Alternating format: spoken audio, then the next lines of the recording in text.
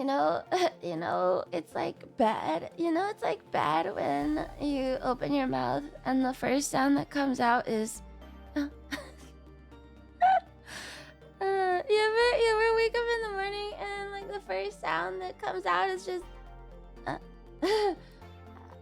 I was like I was Alicia in fucking Expedition 33. Good evening. It's coming. It's gonna fix itself. Okay, TTS is coming. Everything's fixing. Don't worry.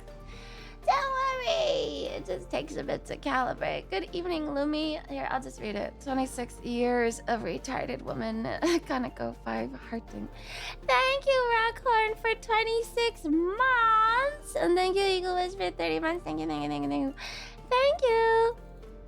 Thank you. Jesus, you look like hell. It's not that bad. It's not that bad. Get closer to your mic. Oh, you couldn't hear my... Yes, some mornings I think like my voice just isn't warmed up yet, so I'll do like a sigh or something. Just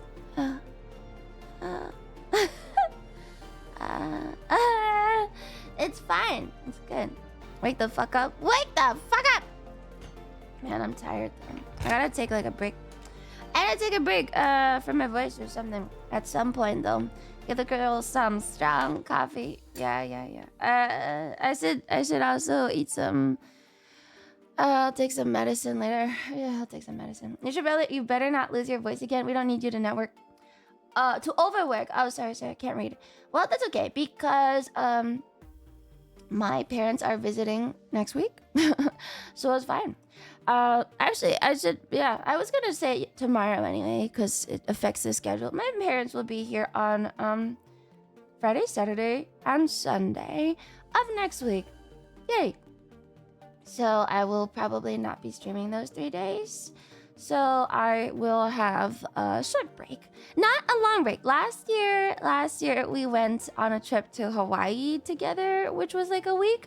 This year, it's just a short break where they come to visit me instead.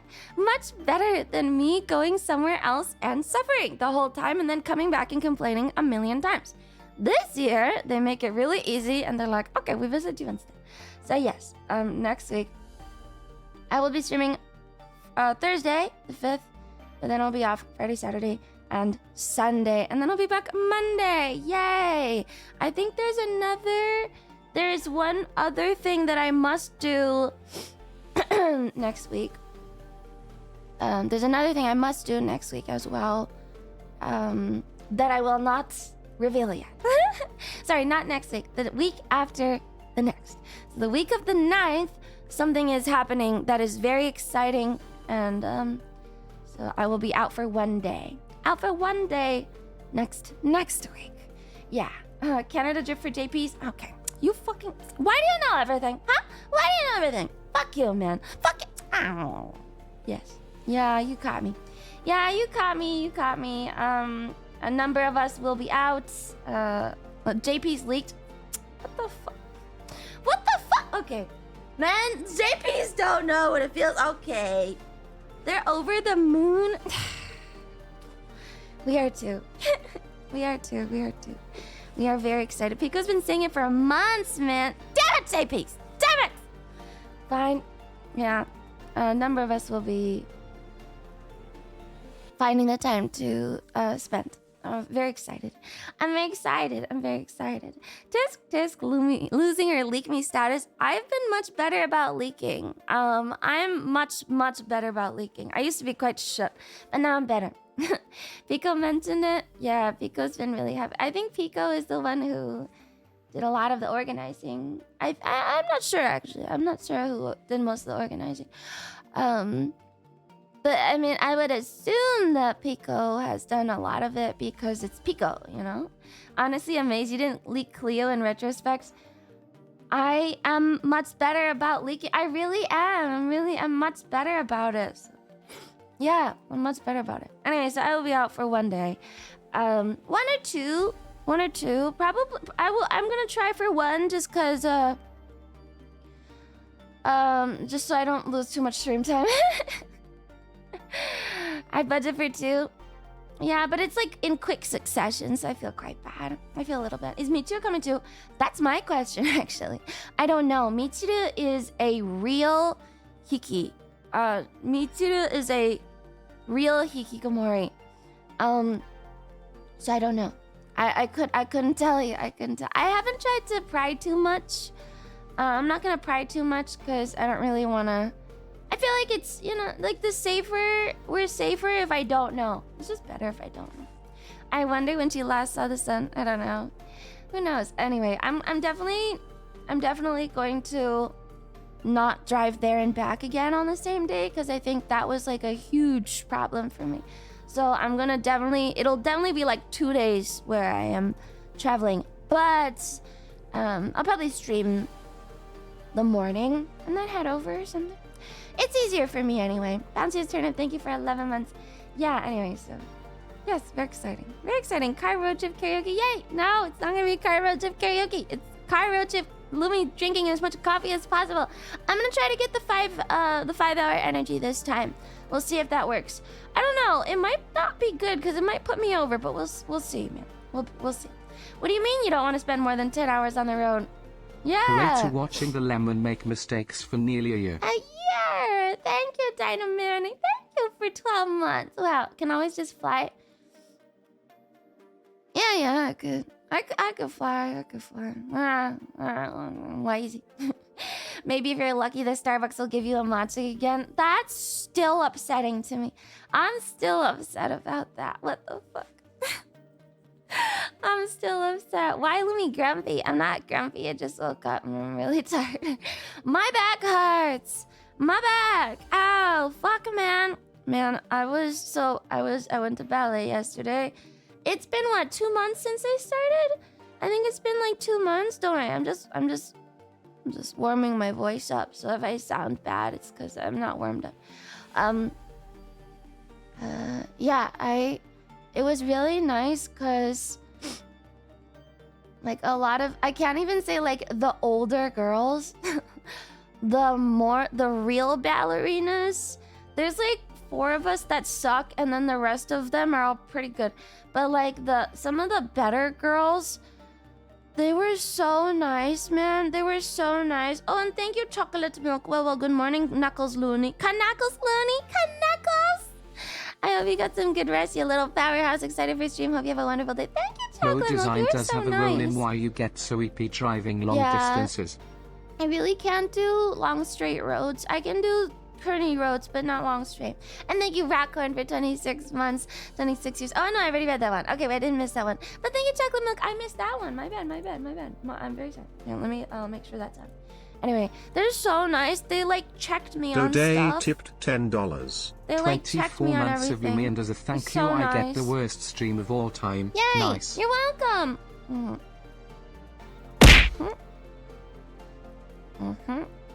Okay. One sec. Let's just drink my coffee. Anyway, yeah.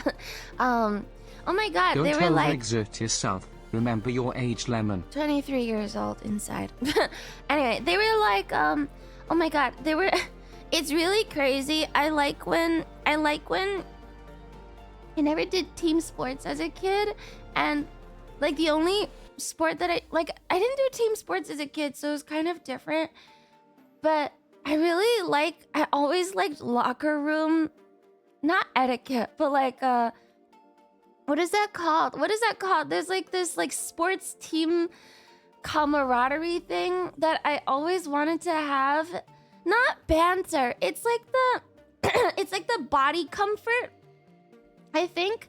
Cause like one of the girls was explaining like which muscle should be activating when my arms are up or something. And I was so fucking sweat. Like I was like sweating through my shirt. I was so sweaty. It like drips down your face. They put out like paper towels for you to dry your sweat off.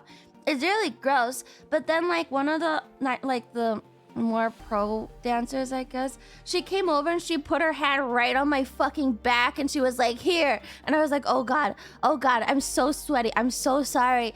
But it was like normal for her, I guess. So I was like, oh my god, this is so cool. This is so cool. They're just whatever about it. That's so awesome. So yeah, it was kind of cool. Sorry, that was very exciting. You don't really do touching in solo sports. You only do that for like team sports, you know? I was like, whoa. Yeah, because they're normal. I forget how much I'm not on the internet. You get that in swimming too, right? I never made varsity. I'm short. I think maybe in varsity it's the same, maybe like that. But in JV, not really. I didn't make it. My brother made it. I did not make it. Do you wear your fancy leotard? I did. How about full contact sports then? You think I would do full contact sports? I was just excited because it felt so like normal and not weird, I guess. I forget how long I'm not on the internet. Cause I remember once I was like with my family or something, and I was like trying to take a picture of something to show you guys. Like I was at home and I was trying to take a picture of something. You know, like I've shown you guys like my Christmas tree and a bunch of other random house things.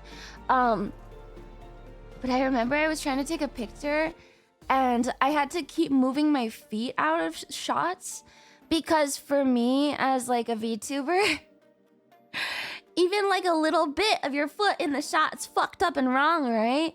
But like my brother was so confused. He was like, why do you keep doing that? I'm like, you don't understand. The internet is a different place.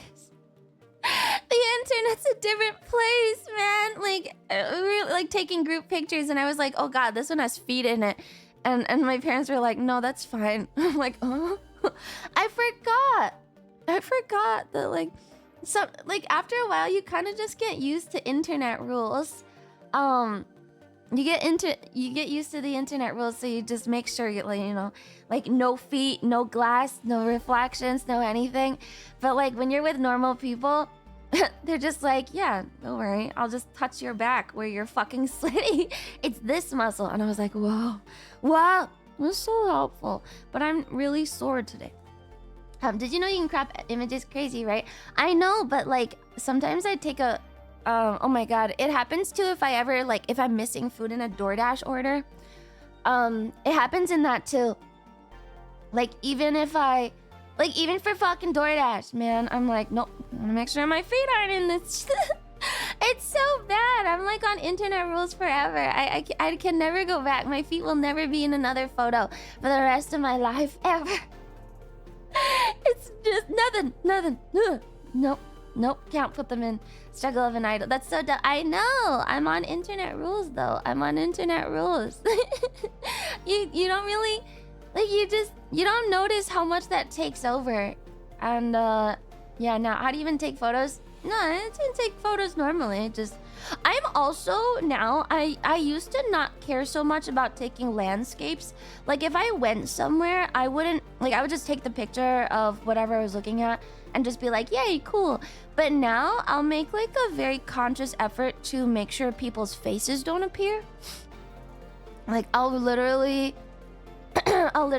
like raise my shot up by a little just to crop everyone's heads out of the pictures. Like I don't even think people care, and like it's not a big deal to blur everyone. Like you don't have to blur people out because it's kind of like, these are just random people. There's not that big of a chance that someone knows any of those. But like I'm conscious of it. I'm conscious of it now. I wasn't really like that before. I didn't do I wasn't as crazy, but oh my God, now I'm like that. Pretty much required for Japan. No, oh really? I don't know. Is it? It's just good manners. Yeah, it is. But like, I didn't really give a shit before. Is it required for Japan? I don't know. I feel like you can still take a picture if you really need to. You want to take a picture of like Tokyo Skytree or whatever. There's people in that one. You have to ask permission. Oh, that's why they always blur.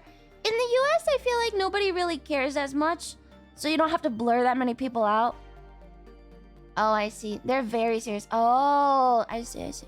I always wondered. I was like, why did they do that? Japanese TV is weird, I guess. They're just super serious. Yeah, now I'm making a conscious effort for that too. Anyway, I am tired. Sorry, I was deceptively tired. It didn't feel as bad, but then yesterday I went to like take a shower after, and I like bent over, and I was like, oh god, like why does my back hurt, man? Little muscles. Oh, hello, streamer of worst stream ever. Hi, welcome to the worst stream ever. Today is Warhammer Lore Day. My favorite stream of the week, where we argue with each other many times. Oversleeping a lot lately, aren't we? I think maybe I'm a little overworked. Maybe just a little bit. But that's okay. I think this is a common thing where at some point after a couple like maybe like it's like a weekly like a monthly thing. Every month or so, I think I get really tired and then I start oversleeping a bit, and then I have to take a day off. And then, you know, another month goes by and I'm like, okay, I'm really tired, I need to take a day off. But that's okay. I think my breaks are actually scheduled pretty fine, because it's been like what, a month since.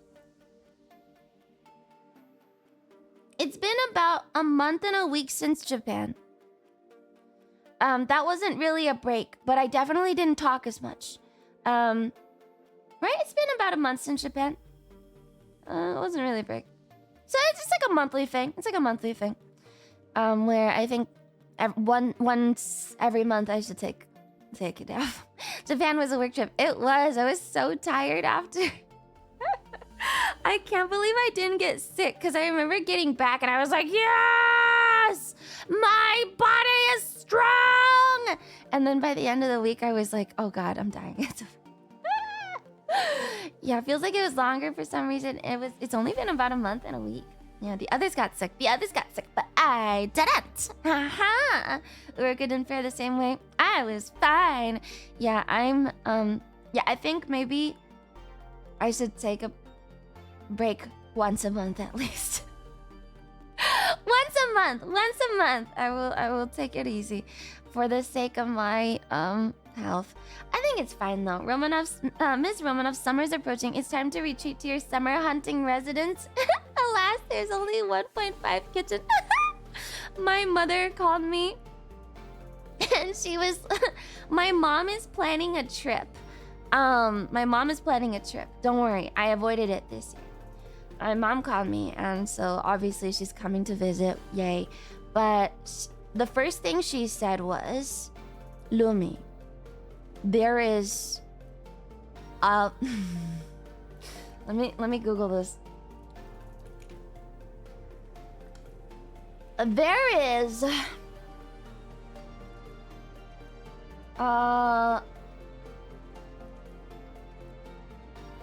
okay, this is like a pretty common thing, I think. This is a common thing all around America. So it's not location specific, okay? I think it's a common thing around America.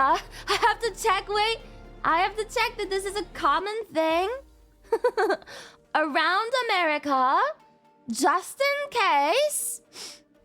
I'll just use a different word. Anyway, my mother called me and she was like, there is a lodge. It's like a chateau. And I think if we book this year, we can get in for next year. And I was like, wow. Go for it. Yes, a lodge is a normal word. Yeah, that's what my mom's looking at now. She's having fun. Yes, we have to book a year in advance, apparently. So, that's what we're doing. No, a summer lodge. A whole year in advance. Yeah, my mom is, I think, finally chilling out and enjoying her life. I cannot believe it. Both my parents have been finally, like, happy? Holy shit, it happened. What's it like being a debutante? I'm not a debutante. That's Southern only. Sounds like she's been body snatched. She went to Europe very recently, and I think I mentioned in the Nina stream if people were there. My mom went to Amsterdam, and usually when she travels for work, she doesn't actually do anything. Like, she doesn't really, like, she just works and then she comes home. But she went and she was like, I'm gonna go to the Picasso Museum. And I was like, what? You never go to museums when you travel. But she went, so it was crazy. When's your turn to be happy, Lumi? I'm happy. I've accepted things. I've accepted things the way they are. She got giga high. Honestly, it might be... I'm not kidding. A couple years back, I bought her, like, CBD lotion. I'm not even kidding. I was like, Mom, you need to chill. Here is some lotion. She didn't use it. She didn't even use it. I was like, maybe it'll help you with your muscle pain or something. Like, just take a chill out, you know? It doesn't really work. Doesn't really work. She didn't touch it once. I go home and it's just sitting in our bathroom. I thought you were anti-drugs. I am anti-drugs personally. I would never do anything, but for a while there, I was really worried about my mom, so I was kind of like, yeah, you know what? I'll do whatever. And it was lotion, man. It was lotion. Like, it should, in theory, just relax the muscle and not, like, go to your brain or anything. Right? I'm pretty sure it doesn't do anything for your... It's lotion, so it's just for your muscles. It's not like she was gonna put it on her face. I think it was fine. I wouldn't ever tell her to actually do weed, but... For a while, maybe she needed it. It doesn't get you high. It wouldn't make it to the brain like that. Yeah, I think it's supposed to just relax muscles.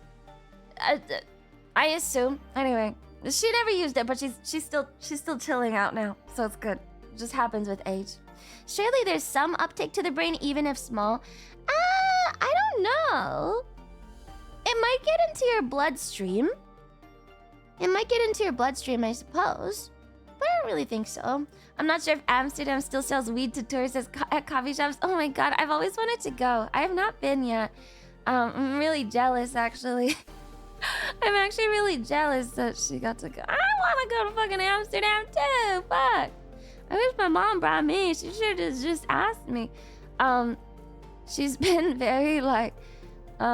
she's trying to bring my brother out traveling. Because when I was a kid, I went like everywhere with her. Because I really liked going places. I loved traveling as a kid. I still do. But like, my mom travels for work a lot. And so I was like everywhere. My brother didn't really get to go anywhere with her, actually. Because I think, well, she traveled less maybe when he was growing up. But also, he's kind of a homebody. My brother's a little bit of a homebody. So he hasn't really gone as many places. I think all of us feel a little bit bad because, like, I got to go everywhere and he got, like, I don't know, 3 places. He's swole now, right? Yes, he is. He's very tall and he's very muscular and I hate that. He only wants to hold down the fort. Yeah, my dad and my brother are the same. Unfortunately, I think he got that from my dad because, like, my dad never wants to go anywhere. Like, we'll go on, like, some trip and my dad's like, ugh, can I just stay home? No, Dad! You have to come! Stop it! You have to come! Yeah, I think... Why, unfortunately? Because I want my brother to, like, have good experiences too, but he doesn't like to come out ever. He just wants to stay home. I've been telling him to visit me for summer, and he's like, maybe. God damn it! I'm like, Starbro, you can literally come live with me, like, if you need a break. And he's like, yeah, I don't know, maybe, sure, I don't know. Home is where the relaxation is. No, it's not. I need breaks. I can't stay in one place for so long. I can't do it. If he doesn't like it, why should he let him be? No, I can't do it. I can't stay at home. Get the hint. I feel that so much. Maybe it's like a guy thing. Maybe it's a guy thing. Being alone is the experience. Like for my brother, for me, I don't care. I don't know means fuck no. He can't just give up on his sim team and job. He doesn't have a job. He's in school. He doesn't have a job. He's in school. You'll have to kidnap him. Good lord, you sound like my little sister. Wait. Oh, maybe girls are just like that. He's just a dude trying to chill. Leave him be. I actually did tell him to come like visit me for a bit. I think getting out of the house when you're young is really, really important. I really do. I think getting out of the house and like going to see the world a little bit is like a big deal, especially as a kid. I think he needs to spend time away from our parents. I think every child needs like some time away from our parents, you know? Like it's a big thing for like developing yourself as an adult, is spending some time away from home. Because like it's good for you as a kid because you can be a little bit more independent, but also for the parents, I think it teaches the parents a little bit more about how your kid's an adult now and that you should treat them differently. You know, like I think like if you never leave your parents even for a little bit, they kind of never see you as an adult. They're just like, oh, you're my baby forever. But if you leave for a bit, you know, and then you come back, then like my parents have been so good to me after I left. And like now whenever I go home, they're like, oh, okay, Lumi's an adult. Like they're way nicer to me. But I think like they still baby my brother a little. Yeah, so I think he needs to come out for a bit, you know, just spend some time away and then go home. And then it'll be fine. It'll be good. I'm trapped at my parents' house. They won't let me leave. Oh no! I think it's really, really important. I think it's so important for both parties. For both, seriously. I let go of a lot of stuff. Like I think when you're growing up, like there's lots of things you blame your parents for as a kid because you don't really understand them as humans and you kind of just see them as like superheroes. But like when you go out and then you see other people and how they work and then come home again, you're like, oh, I see. You like really tried your best, but you're just people. So I can't be mad at you. You're just my parents and you tried. I didn't understand that. I didn't understand that as a kid until I moved out. I had the reverse experience. What was it? Oh no, my parents still treat me like a dumb teen. I've been gone 15 years. Oh my god, what? Okay, maybe some parents don't change. Hi, Yuki, you're new here. I've tried to make it clear how much I want my own autonomy. My mom basically refuses to stop being a parent. It has to resist helicoptering. No. Oh, Ahmad. I called you Ahmad the other day, but I remember now I have to call you Russ. I woke up with a start and I was like, oh, it's Saturday. I forgot. I have to call him Russ now. I love being alone and quiet. My parents get mad that I don't contact them regularly. They try to parent me long distance. My parents are pretty good about it, honestly. I have to call them more, but mine are pretty good. Some will get worse. No, we're getting my dad a dog, so it's fine. How could this be the worst dream? It features a tired cutie, because soon we will argue with each other nonstop for hours. I call mine once a month. Pretty much the same. Yeah. Even if you move out, you still are a little retard. I call mine once. I already read that. I've not seen my dad in years. I should probably visit. Oh, I try to see my friends twice a year. I think that's like, honestly, pretty good. That's pretty good. I think it's fine. I meet with mine once a month. That's nice. I found your Twitch because of your Class of 09 gameplay on YouTube. That's so crazy to me because I hated that game and I was so grumpy while playing it. Anyone who finds me from that channel must be from that VOD must be really patient. That was my worst playthrough of a game ever. I hated that game. Every single second of it was torture. Chat was horrible. Everything about the game was awful. I hated it so much. I see my parents once a month. That's so nice. You were skipping ahead of everything. I remember that. Because I can read. Why do I have to wait for slow readers, man? I'm sure you loved all the Jekka comments. I'm not Jekka. And that's such a dumb name. Oh, I hate that game so much. What a stream of all time. Because it's voiced? Yeah, but they talk too slow. They talk so slow. I banned my dad from my life, but he earned it. Very valid. Good for you. I think that's good. Good for you. I take, because care of my mother. Oh, I take care of my mother for 15 years. Yeah, one of my friends in grad school, I was wondering like if they were gonna move out to the coast and get a job or something. after school, and they were like, no, I'm gonna stay with my parents. I was like, oh, okay. Okay, I guess that's fine. You gotta take care of yourself and know your limits. I guess the whole idea about Class of '09 is to make it spawn tangents from certain generation of mentally ill. The thing is, I did not have that school experience at all. I think it's like, if you grew up with that school experience specifically, then it's probably easier to have those tangents. But for me, I didn't experience any of that at all. So it was really, really weird, and it felt like a TV show school that I just didn't understand. I was so like, I did not have that. I did not have that at all. Class of '09. It was so over the top. I went to nerd school and I had nerd friends, so I never even talked to like the jocks or anyone else. And even then, everyone was very polite. Like, I went to kind of East Coast school. Everyone's very polite. Like, you can't even be mean because most people are raised to be polite. I felt relatable, and I'm Euro. Yeah, I don't know. So for me, I feel like watching it, I was just confused. Like, why are people like this? Is this real? Like, people are really like this? I think if like Dizzy or one of the California phase girls played it, they might relate a little bit more, but I was definitely not into it. Thank you. Hi, привет. I went to shitty public school. Some days everyone was chill. Next day, 3 fights in the hallway. I never saw a fight ever in my school. I have never seen a fight in my school ever. In any school.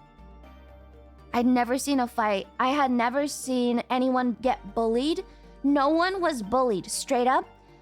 In high school, we had 0 bullying. 0. We also had no school shooting anything at all. Nothing. Ever. Also, there was like one food fight, but it died down in 5 minutes. And it was the seniors trying to like prank each other, but they kind of just stopped. The teachers didn't even have to step in. They just gave up because they were like, actually, this sucks. That was it. Yeah, there was no, my school was also very diverse. It was really, really diverse. So there was like, you couldn't really even bully anyone, man. I mean, you don't always see bullying. That's true. But it was kind of fine. I don't know. No school bullying. Why even bother? I didn't have anything like that. It was just calm and nice. I'm in Canada, and even here there was bullying. I don't even know what warrants bullying, if I'm being honest. Like, what would you even bully someone for? I haven't been bullied or bullied. So I don't even know. It's weird. There really isn't a reason. Anything, your nose. But everyone's face is just different. I don't know. Nobody's ever been ugly enough to be bullied like that. And any people are mean? What? The first high school I went to had tons of bullying. Third, I went to had 0 bullying, but all the students were 18 plus. Oh, interesting. Smelly people? No. You pushed a kid into a beat. That was not intentional. Okay, and I apologized profusely. Okay, after that happened, I literally apologized so many times. I was like, oh my god, I'm so sorry. I'll take you to the fucking clinic. Like, I'll go with you. I'm so sorry. And then even after I got in trouble for it, I apologized again. I was like, hey, I'm really so sorry. Like, I don't know what that was. Really sorry. And then he was like, no, I'm sorry, because like it wasn't even that big of a deal. Whatever. We just apologized to each other like a lot. Thank you, Galactic Football, for the prime sub. People probably tried bullying you, but you just thought you deserved it and learned to live with it. Maybe. Did the bee die? I'm still not sure why that happened. I'm so confused as to, to this day, I have no idea why that happened. It doesn't make sense that someone would get such a huge bump. Like, maybe, who's to say? I don't know. Overlords, help! There's the relic in my chat! Overlord! Anecdotally, there was a nerd jock hybrid group that bullied a pure nerd theater group because they were weirder and more off-putting. Nature does have its natural order.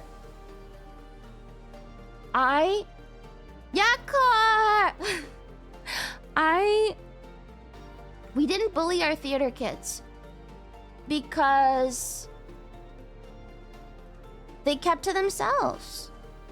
Maybe our groups were too segregated? Maybe? Good early morning. Oh my gosh, thank you. I envy your lack of bullying in school. I won't say the schools I attended were awful, but they left some things to be desired. But in my case, how are we doing this morning? Oh, we're pretty good. Thank you, Anino Makata Online. What a nice name. I got bullied relentlessly through my childhood. It only stopped when I stopped giving it the time of day. I'm so sorry. It always sucks to hear that people were actually bullied in school. I really never... it just didn't happen in my whole district. Nobody did that. I'm sorry that people got bullied. It sucks. Oh no, oh, come on, they were being genuine. They were being genuine, man. They were being genuine. The only reason my bullying stopped was when I snapped and my anger was pent up over the years.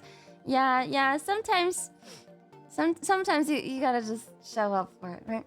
Now we wait for the lifts version. No! Random grown-ass men always threaten to kick my ass for some reason. What?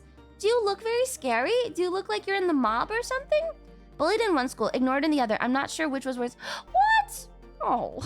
Lumi does the bullying. I do not do the bullying. I can't even be renegade. He's just Italian. I can't even be a renegade. Stop it, man. I deserved it. I was a piece of shit. Even if I'd bully the wait, what? Even I'd bully high school me, and I usually keep to myself now. What? I mean, children are cruel. Is spamming messages common? Yes. If you type an essay, Anino Makata Online. Okay, I see. Shut up, stop. This is bullying. You're bullying him. This is bullying. Good early morning, Miss Lumi. Shut up. Shut the fuck up. Shut up. You're bullying. You're bullies. How could you? You wanted to know what bullying was like? You can't bully me. You can't even bully me, man. You're failing to bully me. You can't even bully me.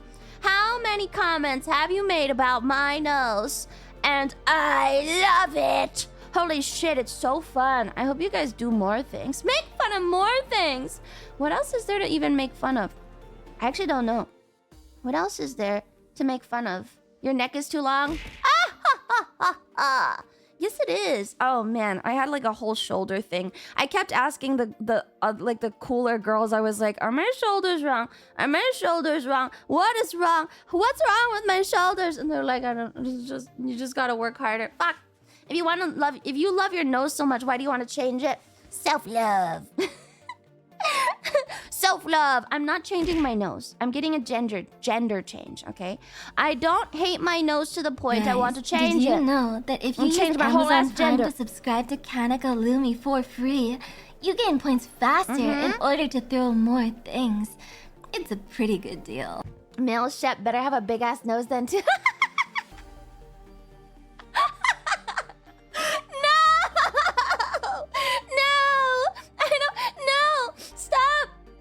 Oh my god, no, please. He doesn't need a big nose. Stop it. No, we're changing to male Shep. We're changing to male Shep in Mass Effect 2. Because I don't want to have gay sex with Liana. I want to fuck Tally. I don't want gay sex with Liara, whatever her name is. Default male Shep? Yeah, maybe.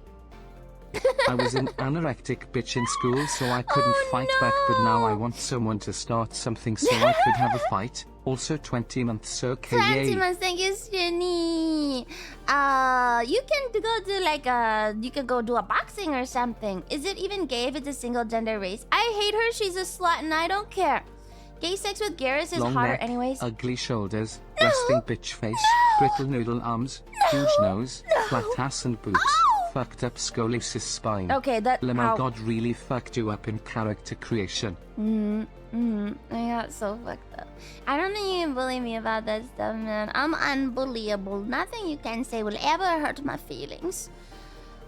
You can't bully me, man. You forgot the shotgun knees. Wait, what are... Oh, the cracks. The cracks, I see. There's an assassin in the second one, if that interests you. Are they cute? Are they cute? Who is the assassin? I think your timeline organization is mid... Just for that, we're doing philosopher tier list today. Fuck you. Fuck you! No, I'm kidding. I really want to get back into Warhammer lore. I really want to go back. No. I really do want to do that. We should do that Monday or something, just to make people angry. But no, I won't do that today. No, I'm sorry. No. Russ is here. We have to do Warhammer lore. Such a tease with a tier list. I'm so excited for that. I'm imagining it'll be such a Bullying shit you show. with this. Kaneko 5 head pat, Kaneko 5 head pat, Kaneko 5 head That's pat, fucked Kaneko up. 5 head pat, Kaneko 5 head pat, Evil. Kaneko 5 head pat, That's- Kaneko that's 5 head pat, Kaneko 5 head pat, Kaneko 5 head pat, Evil. Kaneko 5 head pat, Kaneko 5 head pat, Ryan too Kaneko easy 5 to head pat, $5. Kaneko 5 Lumi head confirmed pat, biblically Kaneko 5 accurate head info. pat, Kaneko 5 head pat. Thank you, Ryan. Too easy. Let me confirm biblically accurate angels. Yay! No. I'm dropping 10 or more Lisp TTS messages for the fucking philosophers. That would be good. Can we get a warning a week out so I can get my blood pressure down before that stream? Why you guys are so angry about my philosopher thoughts, huh? Why do you guys not like my philosopher thoughts? I find it very fun. Why don't you like it? I love feeling emotions. Oh, I love feeling emotions, man. Especially when it's just anger. Oh, so good. Lumi the Mark says, no! How dare you say that to me? What is your problem, man? I want to hear it ASAP so you can clown on you. The tier list will farm TTS and anger efficiency. I can't wait. It's my best idea ever. It's way better than this Warhammer timeline. When I started the Warhammer timeline, like I imagine people would be way angrier, but they're not. So I have to keep going further and further down into the bottom of the barrel. I gotta go as far down as I can possibly go so that I can make everyone angry at the exact same time. Yay! I'm so excited. Are you just doing Western or Eastern philosophy as well? All of them. All of them, man. We called your bluff. Don't worry, the further you go, the stronger the anger autism will happen. Yes. You underestimated how much we autistics love talking about our hyperfixations. No, I didn't underestimate it, but I definitely... You know what I didn't understand? What I misunderstood and I underestimated was how much I would get into it. I actually... When I started the timeline, and we'll get into it in a sec. When I started the timeline, I was like, oh, it's 40k lore, whatever. Because I really like fantasy over 40k, you know? But then I got really into it. I thought that I would be a lot more rage baity about it. But now I'm like, oh, this is pretty cool, actually. I couldn't really rage bait as much as I wanted to. Lame. I'm also new to 40k stuff, so even chat rambling is great. I really like it. It's really endearing. Roman history on steroids with laser guns. A little like that, maybe. I have received, by the way, my matte top coat. So I've got that in the mail. Now I'm just waiting for the other primers. So I'm waiting for my glossy top coat so we can get our water slide decal stream going. That'll be a whole thing. Our fucking water slide decal day. Or 2 days, possibly, because there's a lot of them. I used to be super into sci-fi. Now I'm more of a fantasy guy.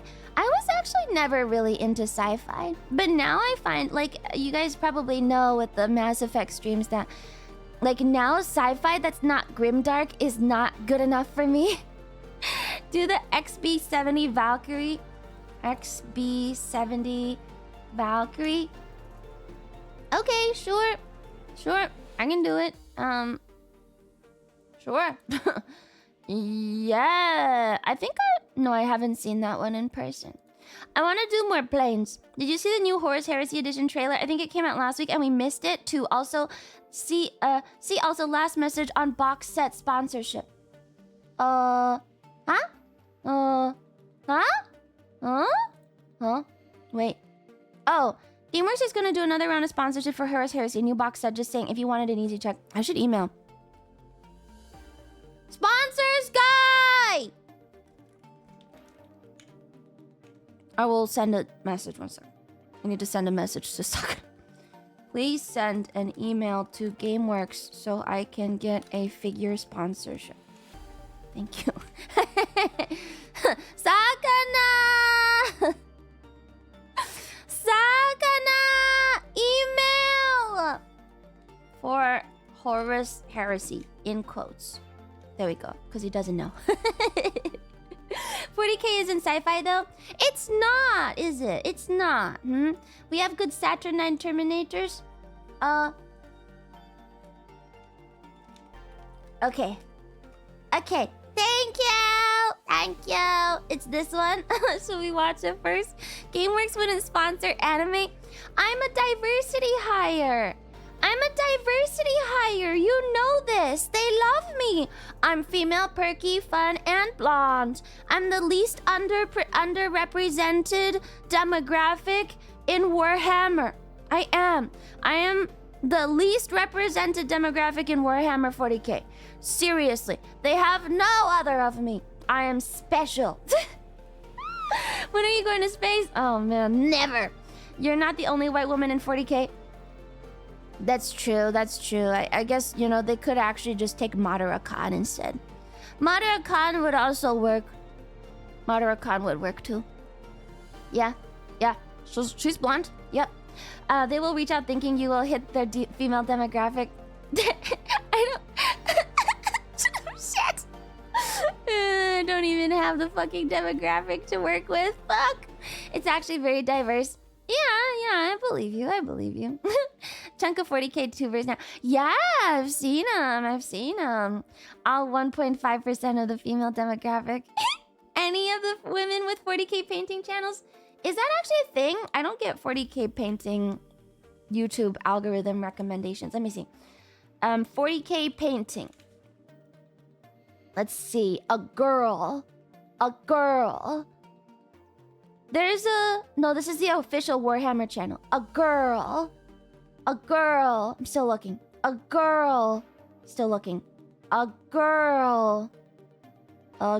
This guy looks like Rasputin. That's crazy. A girl. Oh, I found one. But she's on like a group channel. She's on the Rogue Hobbies channel. Oh, wait, she's all girl. You like Naomi from Sword and Steel. Sword and Steel. Naomi from Sword and Steel. Oh, that's cool. Whoa. Wait, she even teaches how to play. That's so cool. Whoa. Wait, she's been going for like so long. Wow. Oh, she also does Star Wars. No, she doesn't. Yes, she does? No, she doesn't. No, she does. Yes, she does. No, she doesn't. No, she doesn't. That's a lie. No Star Wars. Only 40K. You can see why your channel is a shoo-in. Why don't they?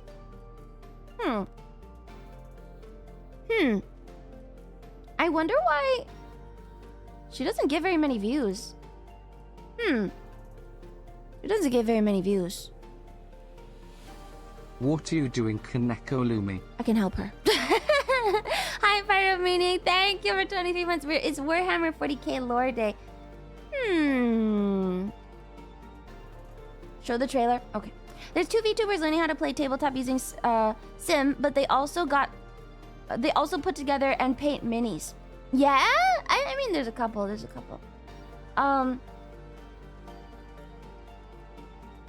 Cool. I didn't know that there were like whole YouTube channels. If you search up 40K like minis on YouTube, you pretty much only get guys, so it's kind of nice. I'm not usually one of those like representation people, but it is kind of nice to see girls in it. Yeah. You're looking to network with Naomi. I don't know about networking. I could try, but I'm still anti-painting. I still hate painting. I think even though I really like 40K, man, I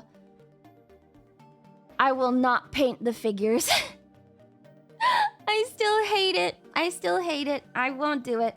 I'm probably gonna move on and just get another fucking plane. For the Schwer Gustav.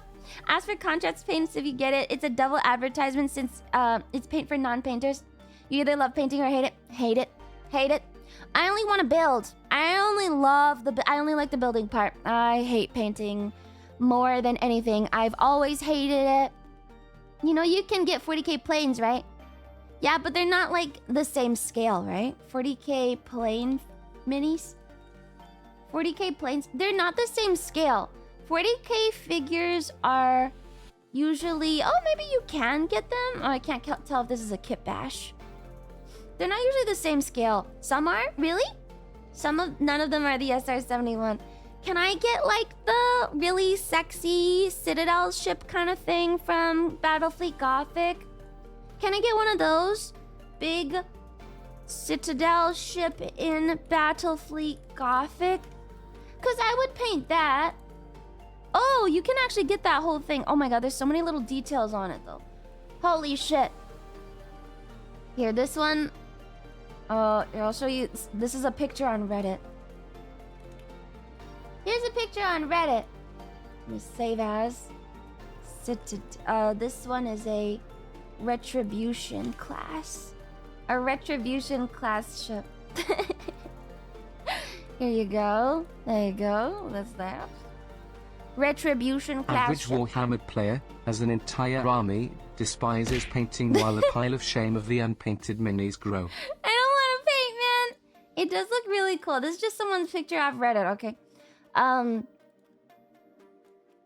God, I don't want to fucking paint that shit. You can't make me. I mean, if it's a ship, it's kind of cool. Ugh. I wouldn't paint like a person, but like... I would paint a ship. I just don't like people. I don't like animals. I don't want to paint any of those. Maybe. You don't have to do that much detail either. That looks so easy to paint. Not much hard to reach areas and big flat areas. No, I think it's kind of frustrating. What makes you hate painting so much? I hate doing art. I have hated it for a long time. I really don't like art.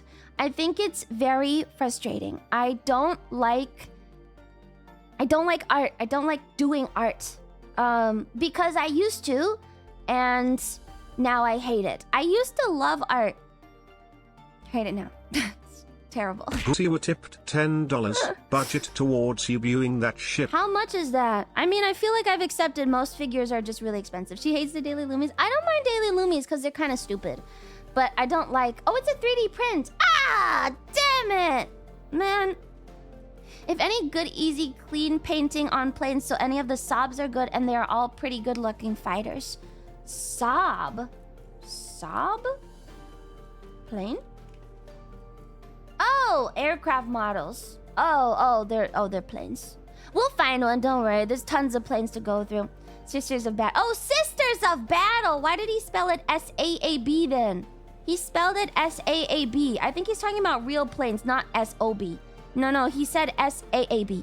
I think those are real planes. The S-A-A-B planes are real, not Sisters of Battle. It's a manufacturer. Yes, airplanes. I like the idea of painting, but my perfectionism instantly ruins it for me. Yeah. It's the perfectionism. It's because, like, I feel like as a kid, I used to draw a lot. And then, like, I got used to being really good at it. But at a certain point, when you get into art, like, you're not so good anymore. And then it takes, like, the amount of effort that has to get put into art is, like, exponential, right? So, like, the harder you try, or the more you want to be good, the more time you have to put into it. So it's just like it's like literally logarithmic, man. Like, I just don't have the time and energy to put into fucking art to be good enough to actually do all that shit. I can't do it. And so I'll always be at a state where I'm like, I could be better, but I won't do it. And so now I'm just mad. So now I'm just angry. Yeah, diminishing returns. Quitter? Yes, I am. Yes, I am a quitter. And I hate commission work. I don't like the art industry as a whole. I would hate being an artist. It's probably the least rewarding job unless you literally paint for galleries. And even then, it's so soul-crushing. I feel like art is such a horrible career to have because, you know, you're either taking commissions or, you know, or you've made it and you're famous. There's no in between. Commissions are awful. They make you hate art. So there's like pretty much no payoff for me personally to do it, I guess. She'll never paint again. I used to paint with oils. I used to do the whole thing. Like, I did oil paints. I did I did oil on canvas, acrylic on canvas, a lot of like charcoal shit. My mom's an artist. My mom is an artist. So it's also really crazy because she'll do perfect still lifes or recreations of stuff, and then I'll go home with my little anime stuff, and she's like, yeah, good job, daughter. Kind of really dampens the desire to improve when your mom just like destroys you in every way. Literally, like, mom, look at my... She has one of my early... when I was a kid, I drew some like little like anime styled bust, I guess, like a little, like a girl in a scarf or something. I drew that on like in like digital media, and then my mom literally framed it and she put it next to, I shit you not, my mom has a charcoal study of Maria with child. There's like a very famous painting. I mean, there's a couple of famous paintings of like literally Virgin Mary with child. She did a perfect study of it in charcoal. It's hanging up in our house. She put my shitty anime drawing next to it. And I was like, I see, Mom. It's, you know... I'll just go in a different direction. You sound rich again? My mom drew it by hand. It cost $0. That's not rich. That's called my mom is a genius. I'm sure she meant well. She did. She did. She obviously really liked it, and she was very proud of me. But I was not proud of myself. I was not proud of myself. I just look at that and I'm like, oh, yeah. Meanwhile, my mom flexes on me for making 1 to 5K puzzle pizzas. That's really cool. She has an art study room. My mom does. She has a study. Yeah, she has a study. But that's not like weird. Lots of people have studies in their houses. On the fridge with a magnet moment. With pencils. She's got pencil money. Yeah, guys, she's got pencil money. I buy her brushes every time. Lots of people have studies. Rich people have studies. It's just a room. It's just like an office. What about an office? Do you have an office in your home? Do you have a office in your home? Middle class people can get studies. My parents don't live in a city. They have a house. It's just a small room. It's like an office, but we call it a study because it's kind of plush. We call it the study, but it's an office. It's an office, man. It was not, the house wasn't even that expensive. Lumi can't escape the rich allegations. I don't think it's that weird to have a fucking office. It's the only office in our house, too. We only have one office. If you live in a house, it's not that special. I think lots of houses have offices. Studies, offices are just bedrooms you don't need. My mom actually sleeps in there, so it's like half a bedroom pretty much. If you have a spare bedroom, it becomes an office study. Just take the bed out. Is the help allowed in there? We don't have help. We have a grandma. urban apartment dwellers will never understand. No, man, even urban apartment, if you've ever toured one of those for like, if you're trying to move into an urban apartment, lots of apartments, well, they'll be like, and this nook, this is an office nook.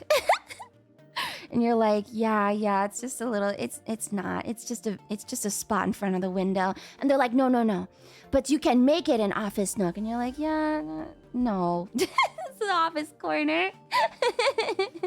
My cousin's house has a really awkward nook, and like, they're not sure what to do with it. So it's just become like a play space. Nobody knows what to do with it. They keep doing that. They keep doing it. Like, I don't know why real estate agents do this. They're always like, and this here space can be anything you want. An office, a study, a workout room. And you're like, yeah, it's like a really thin closet. I don't know. 5 feet of space. Imagination. Whoa, anything?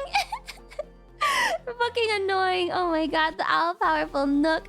Yeah, so my mom has a half-bedroom office that we call it the study because it's got curtains.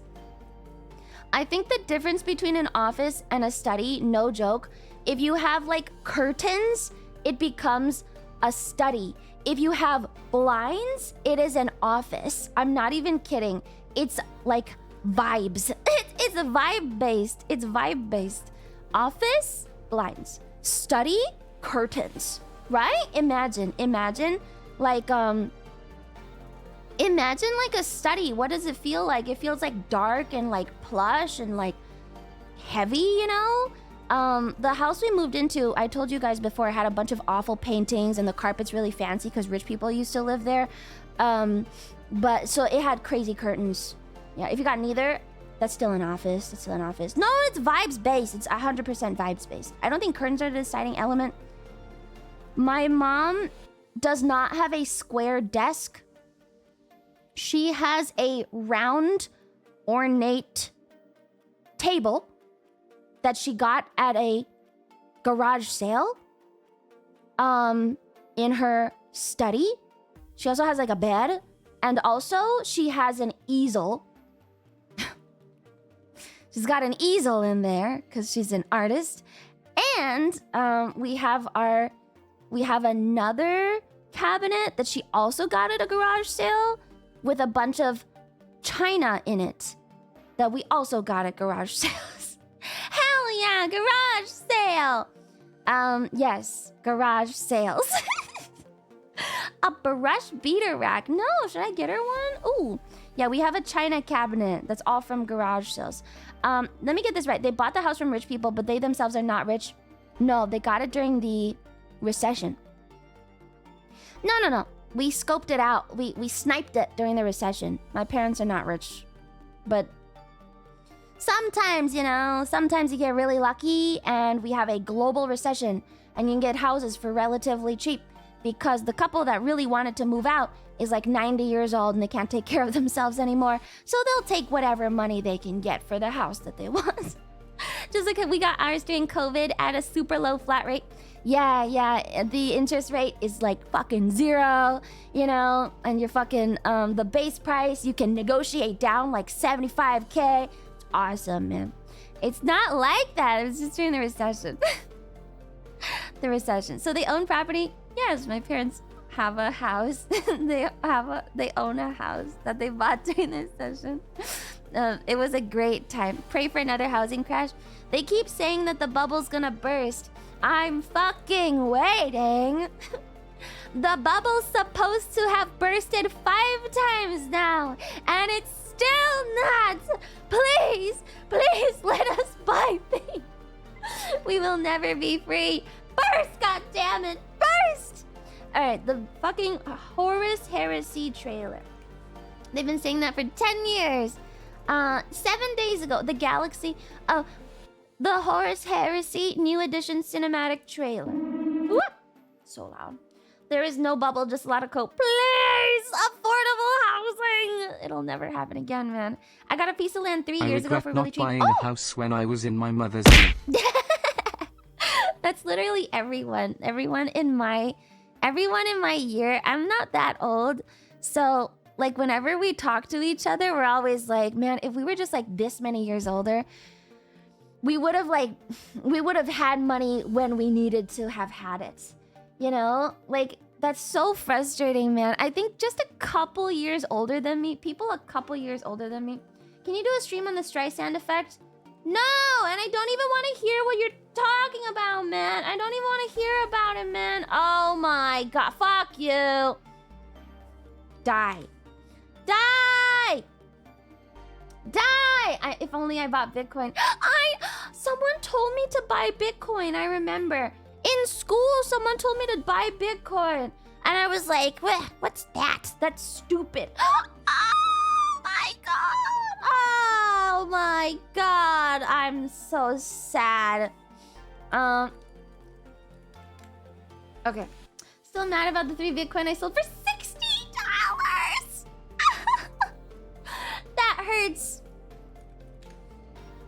Oh, that fucking hurts. That man is now living on his yacht. He spelled it wrong. On his yacht. I think it's still stupid. I still don't get it. You know, I really don't get it, but whatever. I could have got one for free in high school. Oh, God. Stop it. It only hurts us more. By 2017 here, everything was like $50K for 2-room apartments that needs renovation. Now, thanks to 2 car factories operating, I can pay a lovely $125K for the same rundown apartment. I love my country. Yeah, the number keeps going. I know. I don't get it, but the number keeps going up, so it's gotta be something. Use 10 Bitcoin to buy a pizza. I know. Back in the day, huh? Ponzi scheme at this point. It's pure speculation. Wondering what could have been is pointless. True. All right, let me put this trailer up. I'm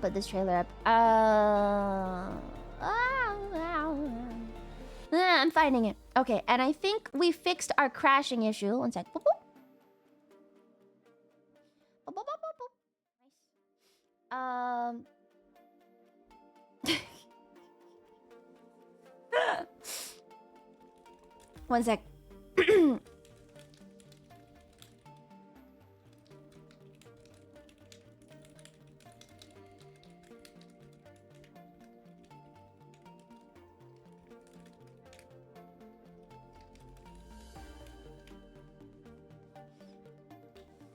Okay, nice. Wait.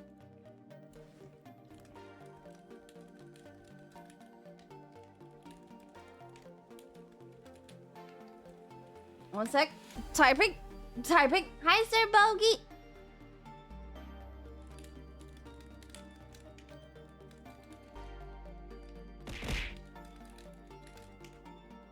Okay, good. Sorry, I have to argue with my mods real quick. One quick argument about something.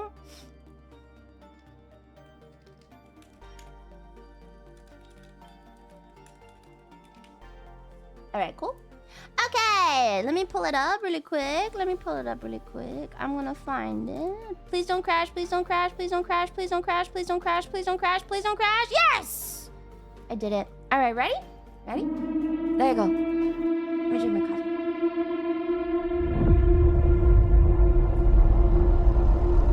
I was there when he painted this. Oh! Meta! An oddity among his schematics and calculations. Was that our boy? Yet, this seemed to help him. A way he could express the enormity of his plan.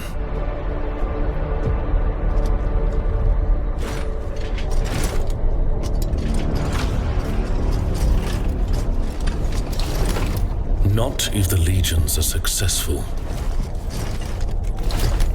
It depends on how deep the rot goes.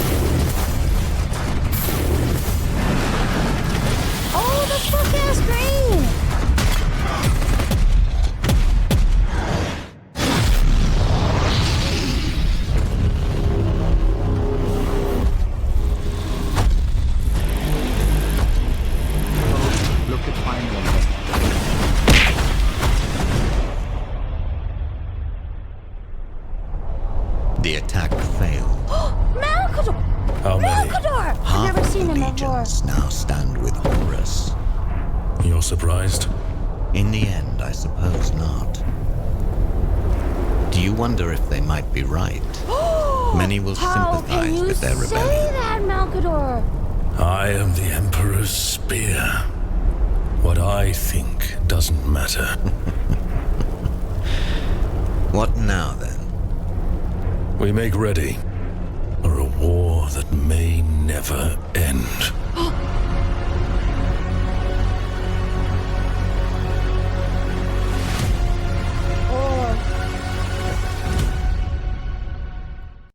That was kind of cool. Thank you, Louis Lost Bay, for 31 months. Prime number. Wait, so, okay, wait. So this guy was Valdor? This guy was Valdor? I've never seen Malkador in anything before. That's so cool. Holy shit, it's him! It's him! Oh, now I'm sad. Oh, I'm still a little bit emotional, I think. I'm still a little bit easy to make cry. Oh, I'm sad now. He sacrificed himself. No! He sat on the chair! Malkador! Ah! Oh, I'm so sad. He just sacrificed himself. What is this golden thing? This is so cool. Who is this? Who is this? Who made this? What is this thing? Vulcan. Big E. Oh, the Emperor made it? Oh, sorry. This is the Emperor. Oh, sorry. This is the Emperor. Is this our boy? Is that him? Sanguinius? It's a fresco painted by the Emperor. Oh, is this our boy? Is this the boy? Like Sanguinius? Could be. No one else has fucking wings, so it's gotta be Sanguinius. I don't think that's Sangi. No one else has wings! Who else is it if it's not Sangi? So this one is the Emperor because of the armor. I think it shows the prime marks. Because of the wings? No? Erebus. They're all his angels of death. Let me put my page in. Cool. And then there's a Sister of Silence. That's pretty cool. That's pretty cool. I like that they made her like that. And then, so this is... Is this Calth? Yeah, Iron Warriors and... Oh, no. Dark fucking Warriors are fuck-ass green. Iron Warriors are not fuck-ass green. Not Calth. This is the Dropside Massacre? Is that why they're surrounded on all sides? Wait, there was a scene where you can see everyone in one shot. Dark Angels were black by then. Oh, okay. Wait, almost? Almost? Here, I think. Yeah, there you go. Is that... Oh, wait, they did the Dropside Massacre. They're in Mark II pattern armor on Isvan 5. Is that how you can tell it's the actual armor? There was an interesting armor, this one. No, why is this so hard to stop at the... This thing. What is this thing? Terminators. Why do they look like that? The Saturnine. Heresy Terminators. Whoa. Whoa, this is literally the beginning of the Crusade. That's why Malkador and Valdor are talking about some legions turning traitors. I thought he said half. Half. They said half. That's like... That's not the start. It's like midpoint, I think. You can use comma and period. Oh, yes. Half.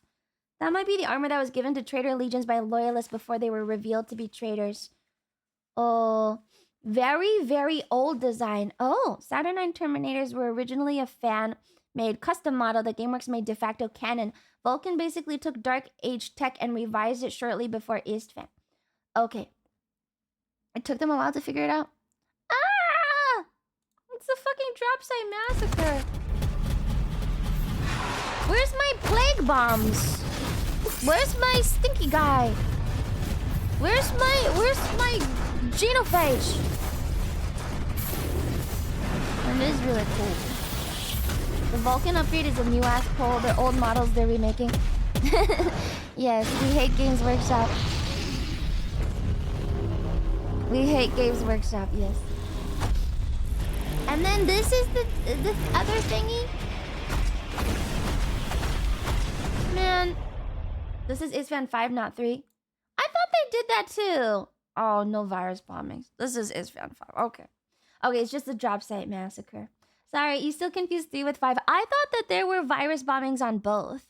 Because that's Stinker's like whole thing, you know? Like that's the whole thing. That's the whole thing. One sec. Let me open. Okay, let me open the timeline. Let me open it. We are continuing with, or finally post heresy. They nuked Vulcan on 5. Oh, it was a nuke. It's not the same. If they virus bombed themselves, there'd be no heresy. Yeah, but I thought they virus bombed and then they went down after it cleared or something. I don't know. I remember that like both massacres were not like short, right? Sec. Stream. Misk. Neither were short. Both of them were like days or months or something. The loyalists didn't bombard. They chose to land and fight. Let's find similar names, events. Sorry. I thought that both had been somewhat virus bombed. All right, let me pull this up. Let me pull this up. All right. Cool. And then I'm gonna just do this so you don't see my other shit. This should work. There we go. Nice. Let me try this. Good. Okay. All right. Here we are. We are. Oh my god. We did a fucking whole ass Legion roundup. Here, let me put. We have been listening to Dark Tide music. Dark Tide time. Nice. Then Angron got mad and landed. All right. Here we are. After the heresy. So fucking messy. Our beautiful banner collection. It was so nice, man. First, Black Crusade, War of the Beast, Nova Interregnum, then Age of Apostasy. No skipping ahead. Do we need that? Do we need all of them? Seriously? Has she heard the Mechanicus music? I've played every single soundtrack, man. I played every soundtrack there is in Warhammer. All of them. He's got it planned out. Do we need all of those? First Black Crusade was touched on. The Black Crusades were acted out by whoever wanted to act on them. No, the Black Crusades were the Chaos guys trying to fuck with people. Yes, if I remember correctly, the Black Crusades were the Chaos guys coming back to fuck with people. Abaddon. Oh. Wrong Crusades? No? No? Led exclusively by Abaddon? Didn't Lionel Johnson... No. Didn't Rogaldorn... Oh, he goes to fight a Black Crusade solo. Okay, that confused me last time and it's still confusing now. Alright. Oh, sorry. Move my window. Abaddon trying to finish his daddy's jab. Okay, did we talk about who Abaddon was? Do we need to expand this and add Abaddon to it? Because I think there were some side characters that we didn't really go over. We touched on him, yes. Did I add him in? You did write it. I didn't put his picture in though. Here, it says led by Abaddon. Okay, wait. We argue with each other about Warhammer lore for hours. Good stream title. Let me get a picture. Abaddon. The Despoiler. Black Legion. I'm still confused because I remember... Saturn 9 Terminator armor is considered the first iteration of Terminator armor. Ferrus Manus then did a big rework. He created the Mark II Cataphract and Mark III Tartaros pattern.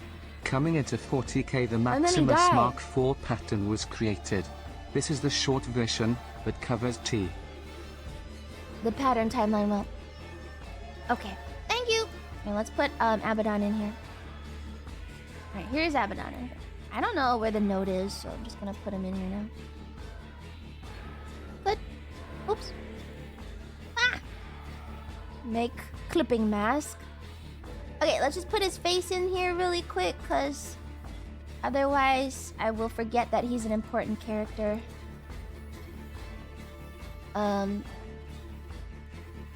There, Abaddon. I always get confused because, like, in the Bible, it's Abaddon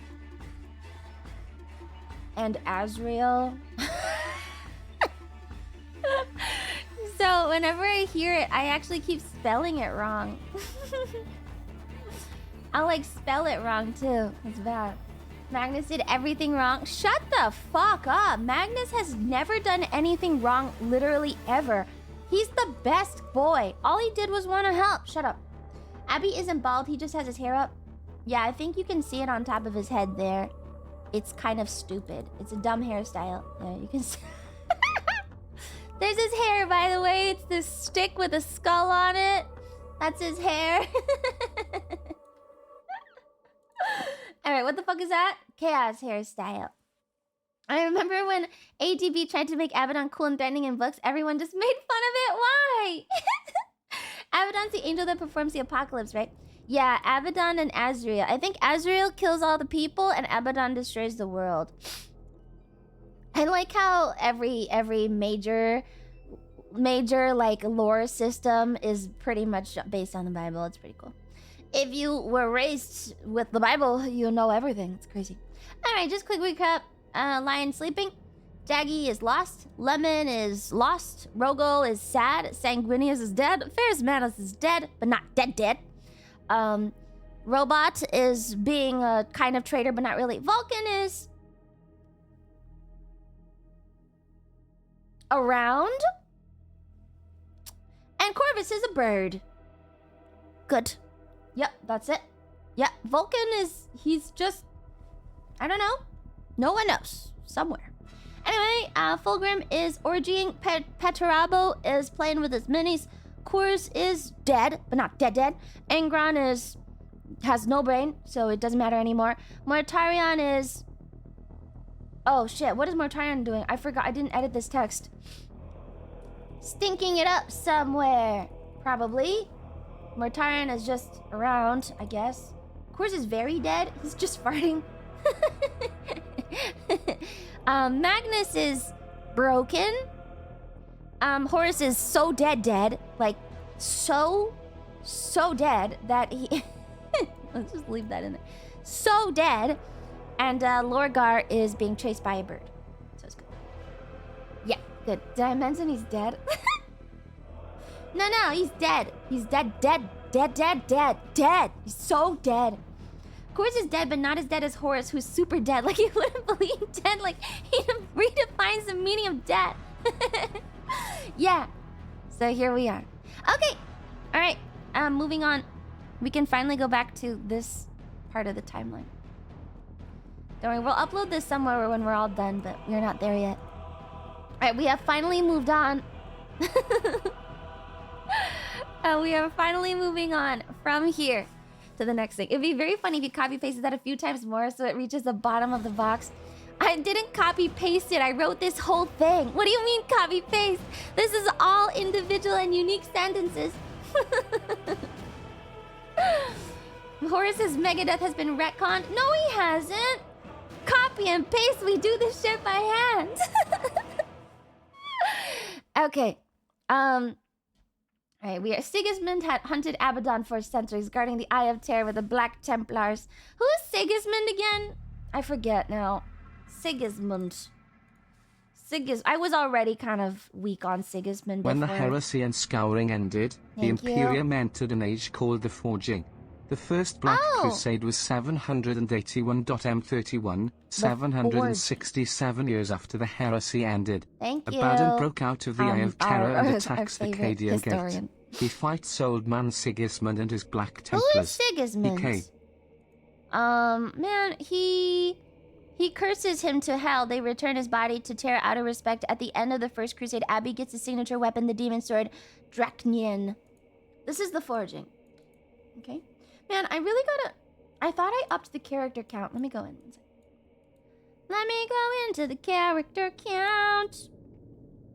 I'm pretty sure the max audio length will now be 180 seconds. I feel like that's too much. What if someone wants to troll me, man? No, I'll put it up there. All right. Okay. Don't troll. Don't troll. Okay, I have upped the maximum length. Okay, it's fine. What is that document presentation? Are you asking me the program? This is Adobe Illustrator that I pay for. I pay for it. Like a chud. A chump. A chump. The forging takes place between M32 and M35. Millennia 32 and Millennia 35? Oh, thank you. You remembered our dates. Yes, we have to have dates on it. The last time we had a date was over here. Holy shit. It's been a while. All right, let me just drag this over. One sec. It's coming. It's coming. Who's it coming? He's a coming. The date. 32 to 35,000 years AD. There you go. The date. Nice. You can argue with Adobe for a discount. Can I? Would they give me one? It's a tax write-off. It's okay. Okay. Lion and Gilliman have been active again. No, in 40K they have. We're only in the year 32,000. We're not at 40K. Lion wakes up in 40K. We are not at 40K yet. All right, we should actually do a Sigismund break. Russ, tell me about Sigismund. Who is he? Sigismund was the first captain. Sigismund is the first Emperor's champion and the founder of the Black Templars. Thank you. The biggest and most racist of all chapters. Amazing. Why is my box blue? Alright, let's do a quick little recap on the main characters of the forging. I would say the main characters of the forging. You know what? The cast. I like when they do those. You know, in books sometimes you get this nice thing where like they list all the characters in the beginning. I love when books do that. They're like, this is the king, he does this, and this is a knight, he does this. I love when books have like a little character listing. I think that's so fun. I used to like read those like crazy. I would just pore over them. I'd read all the maps. I'd read all like the pronunciations. Doesn't that spoil the book though? I mean, you know the names, but you don't know what they do. You just know some background, you know? I love when books used to do that. Dramatis personae. Sure. We can make it even more toony. I used to read it. Like, anytime I saw that in a book, I knew it was going to be a good one. Alright, let's do a quick little blurb on each of them, just so I don't forget. This one is Sigismund, but he's not a redhead like the King of Hungary. No, this is Sigismund, the biggest first Emperor's champion and the founder of the Black Templars. And the Black Templars are an offshoot of the Imperial Fists. Imperial Fists was Rogaldorn, I want to say. Right? Rogaldorn. Correct? I'm pretty sure it's Rogaldorn. Pretty sure. Not 100% sure. Offshoot. Imperial Fists Rogaldorn. Okay. Cool. The Black Templars, the most racist of all chapters. Okay. Cool. I love it when the book series maps change in every book in order to keep up with the events of the story. I remember I was watching a video or something about world building. Oh no, I was watching a video of some like game devs. There's a bunch of these like game dev groups now on YouTube where they just come together and make a game together. But one of them, I think I talked about it even on stream. One of them, they had like a guy specifically come in to develop like the map or the world lore or something. And like he even accounted for like erosion and then like water level rising and stuff. So like there was like a map, but then he drew the map like, I don't know, 5,000 years later, and the water level had risen, so it had changed the landscape so much, and I was like, oh, that's so fucking cool! Oh, that's so fucking cool, man! Holy shit!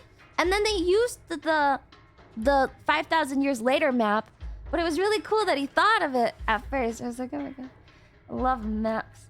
I really like them. I'm not so good at reading them. Well, maybe I am, but you'll never know that. I really like the Black Templars. But that's mostly from watching the Flash Gits videos where they crusade against the furry menace. We will spay and we will neuter until there is nothing left. Kaneko 5 Rage. I can't take Flash Gits. The animation style's gross. But I think the themes are funny. Anyway, very respected by all legions, including the chapters. Should we write that? Very respected by all legions, even traitors. Cool. Okay, sure. We'll do the blurb. And then I'm just going to also do another little note on Abaddon because I think he's kind of a vital person, right? Abaddon, 40k. Anyone else like a really big deal now that we're post-heresy? Don't worry, I'll put his hair in. So big. Here he is. I gotta include his whole hair, so I'm sorry, his face has to be a little bit smaller. There you go, this one's Abaddon. Oops. Abaddon. Okay, and then this guy is the one who took over. Is he like Chaos Champion or something? Is he like a Chaos's champion or something? Would you say that? Yes, kind of. Kind of. Takes over the Black Legion. Takes control over the Black Legion when Horus dies. Leads the Black Crusades. I have to put that in. I have to capitalize it. Black Crusades. Against the Loyalists to finish his daddy's work. Good. Abaddon the Harmless. Think of him as a wannabe Horus. Wannabe Horus, complete with daddy issues. Good. Abaddon Typhus, Fabius Bile, Ahriman for Loyalist Maximus Thane. Oh yeah, we've put a couple faces in here. You can see here's Fabius Bile. He tried to make the clone. We also put in Dante for some reason because people really liked him. That was it though. You want Fabius Bile? Abaddon hates Horus. Fabius Bile, mad scientist dude. We can put him in. Oops. Fabius Bile. Ooh. Maximus Thane is War of the Beast. People skipping. Oh, okay. Well, we're just in the foraging. If the War of the Beast is included, then it's not bad to add in. It's Fabius Bile. He is from the Emperor's Children. Oh, he's a slut. Oh, he's a slut. Ooh, he's a slut. Okay. So he's the Lord Regent. Lord Regent of the Emperor's Children. He's Legion, but he isn't. Not as into sex as the others. Creates a clone of Horus to try to bring him back, but Horus was so dead that the clone failed. He's not Lord Regent? He's a super nerd. It says he's Lord Regent on the wiki. He's not a Lord Regent? Are there any books in this era? I don't know. He's an original Marine from before Fulgrim was around. He spent all his time trying to fix EC's super cancer. Oh, he was like a doctor. He's like a doctor. Oh. Not into sex. Just a super nerd and doctor. Oh, apothecary, sure. He's a scientist. I'll just say. Okay, sure. Fabius Bile is the last atheist in 40k. He was only Lord Regent for a short time. He stepped down shortly after. The Bile trilogy. Oh, there are books. Oops. Lorem Ipsum. The last... Is he still an atheist? The last atheist in all of 40k. So, like, he doesn't believe in the Emperor or Chaos? Interesting. Yeah. Okay. That's Fabius Bile. Who else did we want to include? We've got Sigismund, Abaddon, Fabius Bile. Any other main characters in this era in the foraging? This is a 3,000 year period. Ahriman. Okay. Ahriman. I don't remember who that is. Ahriman is... Thousand Sons. Okay. I guess every How come all the Chaos Legions are so cool, but no one else is? What the hell? There you go. I think that's his face. Probably. Ahriman. He looks cool. Ahriman. So, I think he takes over the Thousand Sons, yes? Thousand Sons. Where are the... Oh, they're red. Ahriman. The rubric of Ahriman. Oh, no! Oh no. Oh, never mind. I remember him. Oh. Takes over 1,000 suns and tries to help them by leading them into a ritual that turns them all to dust. Oh no. Okay, wait. Okay, wait. So he doesn't take over. He doesn't take over. Oh, the shard is still in control, I think. He was actually in exile for a while. Okay. Does research at the Black Library to find a cure for the 1,000 suns. They also have super cancer, right? Mutations. Yes. And then we gotta say rubric of iron. Okay, cool. Take note of his dream of building a vineyard. Wait, why does he want to do that? Wants to build a vineyard? Really? After the peas? Really?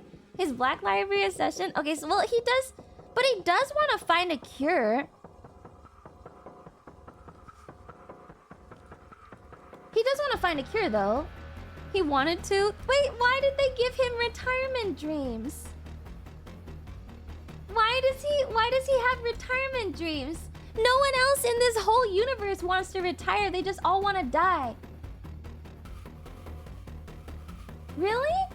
He was a nice guy. I mean, it seems like... Yeah, it doesn't seem like he was a bad guy. He only did what he did to help them. Gilliman has the same retirement dreams. Aww! I'm so sad. No! You don't just... No! Magnus did nothing wrong and neither did you, Ariman. That is so sad. They just wanted to help. Oh, I have tears. I'm still in a slightly excitable state after the ending of E33. After beating it, man, I'm still slightly more excitable than normal. My extra electrons have not calmed down yet. I'm still a little excitable. The tears come really easy right now. Poor Ari, man. No, I'm not crying. It's just my right eye's tearing up more than my left. It's not weird. Okay, and then, so we got Sigismund Abaddon, Fabius Bile. Ari, man. Anyone else that's central to the foraging? I'm gonna pull up the page. The foraging 40K. Patrick Star tipped $5. V. V, hello. Wait, what? Is it actually called the foraging? Is it actually called the foraging? We could bring up Gilliman getting absolutely bodied by Fulgrim. I think we did. See, here. After the fight with Fulgrim, he rests a little. We did talk about it. We also did the Scourging. That's over here. Scourging is here. Lemon Russ is injured. Everyone groups up and pushes the heretics into the Eye of Terror.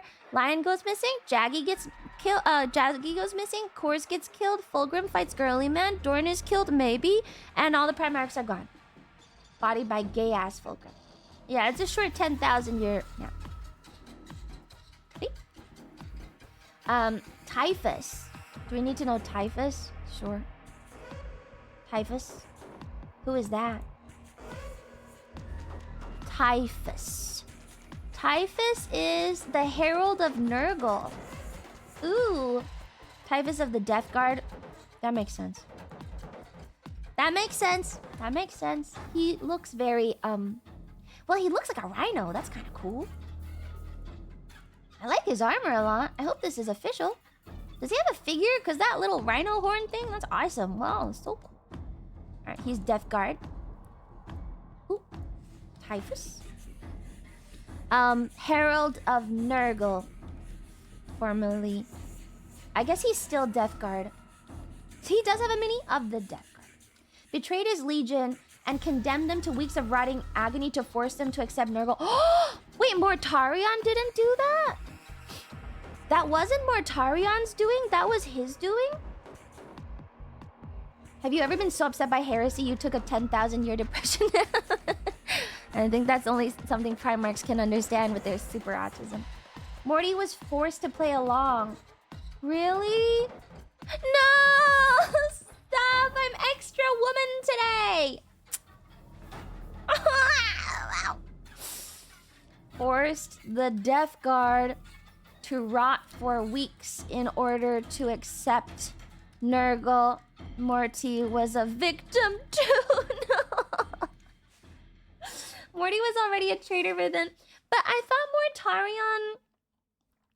I'm pretty sure in the... I'm pretty sure... Wasn't Morty the one who, like... Didn't he get tortured or something? Or his whole legion got tortured and that's why he ended up turning? Wasn't that the one that was like Nurgle caught him in the warp and then made all of his legion suffer? And that's why he turned? That was Typhus. Oh, that was all Typhus. Yeah, he wasn't like a chaos traitor. He was just the Emperor hates me. Why did he send me to Stink World? Now I get bullied traitor. I hate my dad.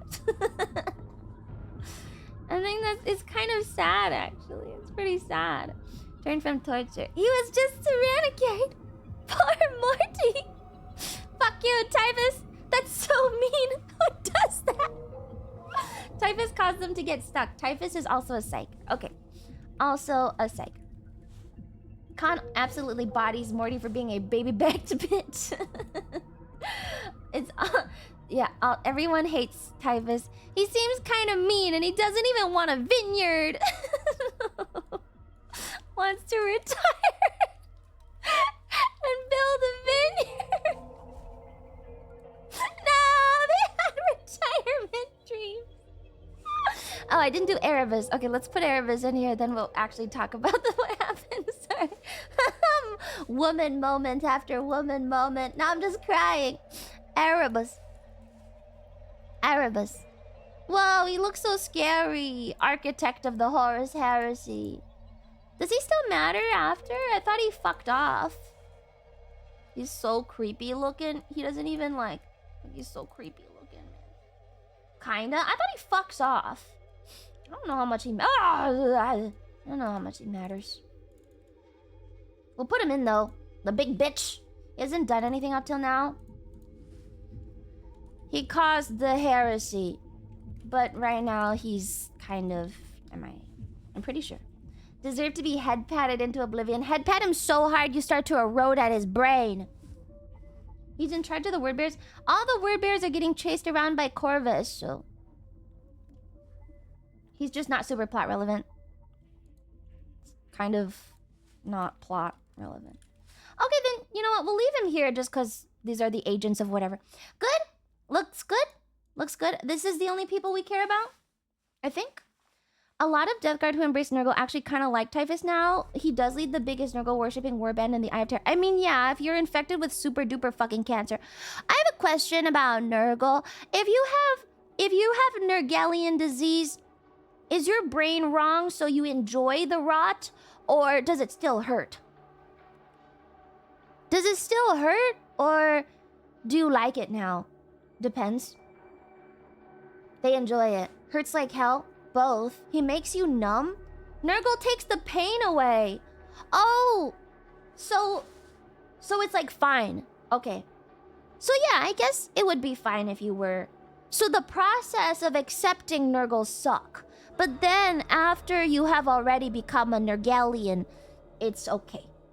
They accept the pain, he doesn't take it away. Okay, you don't die from it. They kind of embrace it. I mean, you'd still suck. Like, imagine coughing your lungs out and then your parts come off and you're like, yeah, I love that shit. Love it. So good. Nurgle isn't just play, he's despair and entropy. Oh. Nurgle is total acceptance of death in every form. Cool. Freedom from pain is Nurgle's most common gift, but not universal. Oh. Alright. Okay. Cool. When you are loyal to Nurgle, it's fine. The pain is just a sensation. When you're not, it's horrendous. Yeah. Okay, let's go back to what actually happened. So we're going to start on the... It's called the Forging. The first Black Crusade is... 31,000. So I think, do we go straight to the Black Crusades? The Black Crusades. The Black Crusades. Add in Karn. Do we need to know Karn? Does he show up, though?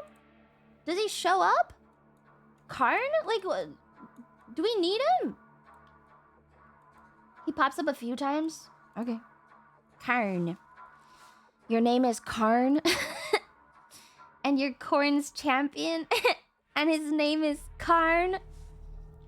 I feel like if I had a son, like, and I named him something stupid like, I don't know, Satan, and then he became like a devil worshiper, maybe I wouldn't be all that surprised.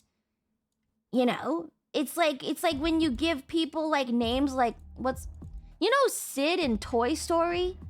Like, what did we expect from a kid named Sid in Toy Story? Like, what were we expecting to happen here? Here's my son, super murderous. Yeah, I don't know. If there are cases where Inquisitors took away the blessings of Nurgle, aka the joy and numbness, from Nurgle followers and Plague Marines. Some of the followers died from shock and the Marines had extreme pains. Also, when you have Nurgle's blessings, there's a good chance you will spawn a Nurgling sooner or later from your body? Okay, so the fucking max audio length is still not helping. I need to change the... Okay, we have to change the maximum character limit as well. Okay, save. Okay, now I should read the whole thing. Good chance you will spawn a Nurgling from your body. Yeah, man, I don't fucking know. It's like Damien. Yes, Damien is a very evil name. I don't know why. Like, why? Why, man? Damien is always... Yeah, Damien like that. It always goes weird. Don't name your kids weird things. They go weird. Determinism. All right. Self-fulfilling prophecy. Okay. Where's my boy Iron Man? Over here. Here. I gave him a sad face. I feel bad for him now. What about Lucy? Yeah, Lucian, Lucius. Kevin. Kidding. Damien sounds like demon. I would name my son Damien. Sounds cool. I actually kind of like the name, but it's also because I'm a woman and I read woman books, and so we have that redemption kind of thing going on. Yeah, Damien was because of the Omen series, no? All right, whatever. Okay, we're going back. Wait. So the first Black Crusade, maybe the first Black Crusade. Best song in Dark Tide is currently playing. So good. Oh, who made the soundtrack? It's so good. First Black Crusade. Abaddon broke out of the Eye of Terror and attacks the Acadian. So this one is 31781. 31781. I got this on my phone and play it when I'm out. This would go so hard if you were working out to it. Imagine you're just like in the gym and you hear this like start playing. You're like, ah, holy shit. So cool, man. All right, let me get a text block over here. Okay, so the first Black Crusade will bring Abaddon's face over. Cool. It's really not that important. Really? Oh, okay. We don't need this one? Post-heresy, Abaddon tries to claim the demon sword of Horus to give him legitimacy. He succeeds and claims himself War Master, then launches an invasion from the Eye of Terror. Sigismund, who's been keeping an eye on the Eye, fights him on Cadia. Abaddon kills Sigismund, but Cadia holds... Oh! Oh! Oh! In Battlefleet Gothic Armada 2! Huh? Oh! Is that... Oh! Is it? No, it's not. But that was Abaddon's thing. No! Really? When's that? That was the 13th. Ah! Fine. The first Black Crusade. I got so excited, man. Okay, never mind. Okay. Breaks out. Okay, finds, let's see. Finds, Horus's demon blade. Claims... plays as new War Master, launches an invasion from the Eye of Terror. Sigismund fights him on Cadia. Oh, I spelled it so wrong. I spelled it so wrong. Don't look at that. Abaddon kills Sigismund. Then sends his corpse back to Terra with the words, "We are returned." Poor Sigismund. I can't believe we made him a whole character blurb and then he just dies immediately. That's stupid. Why did I make him a character blurb if he was just gonna die like that? Okay, that's stupid. Well, I guess he's gone now. Goodbye, Sigismund. It's cool knowing you for like 10 minutes. He dies like a Chad. He's still dead though. He's still dead. Dead is dead. Dead is dead. Cool. Clean that up nice. Okay, goodbye, Sigismund. I made him a blurb as a joke. I am bleeding, making me the victor. The crash ammo makes his head look lighter. Stop. Siggy's old by this point. Abaddon is younger because of warp fuckery. Okay, so Sigismund is now dead. The first Black Crusade is now launched. What happens? Like, it's just a bunch of fights, no? Black Crusades 40. He only claims the blade post-death of Sigismund. Oh.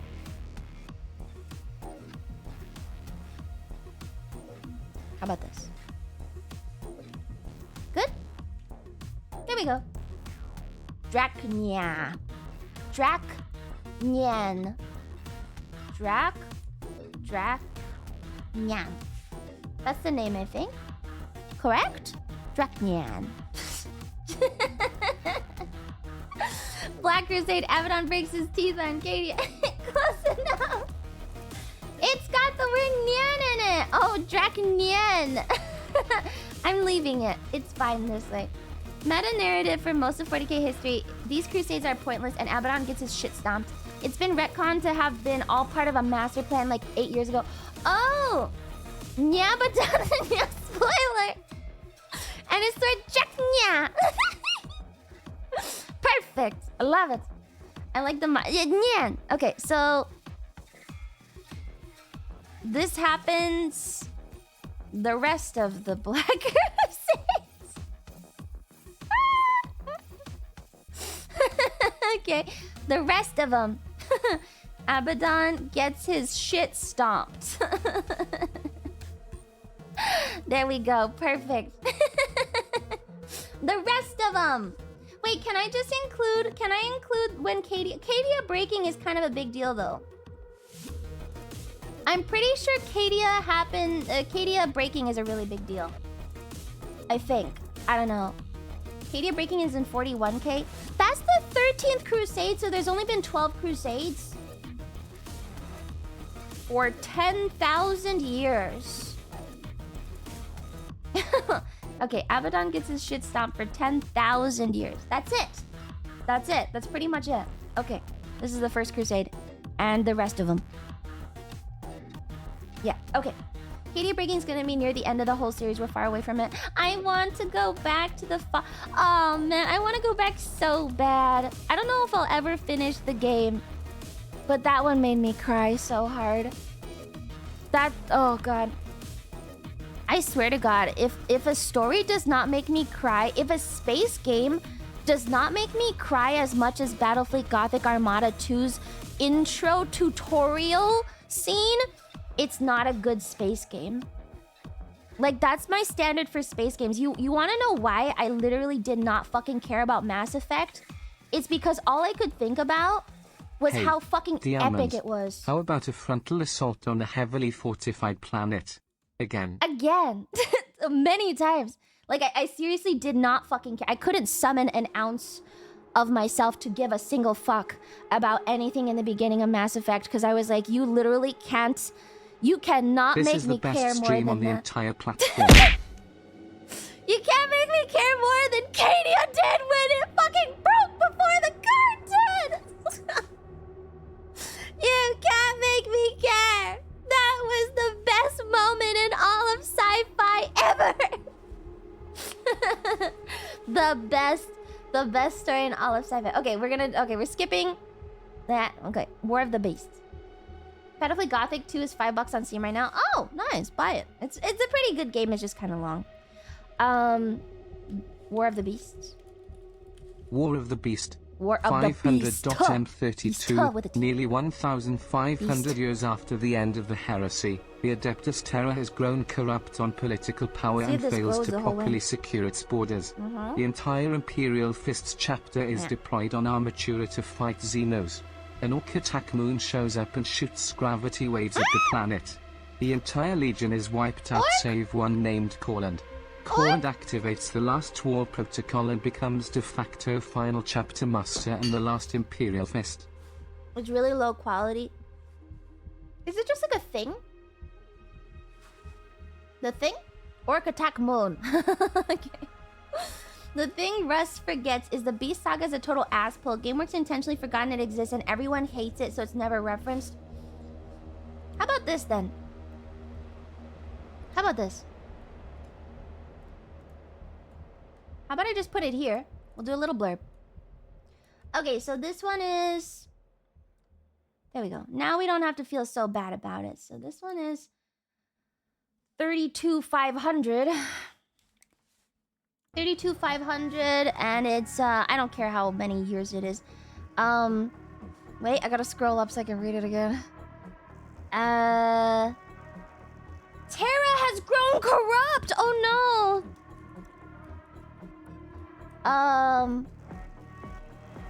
And doesn't secure its borders. Imperial fists are deployed. Is Armatura a planet?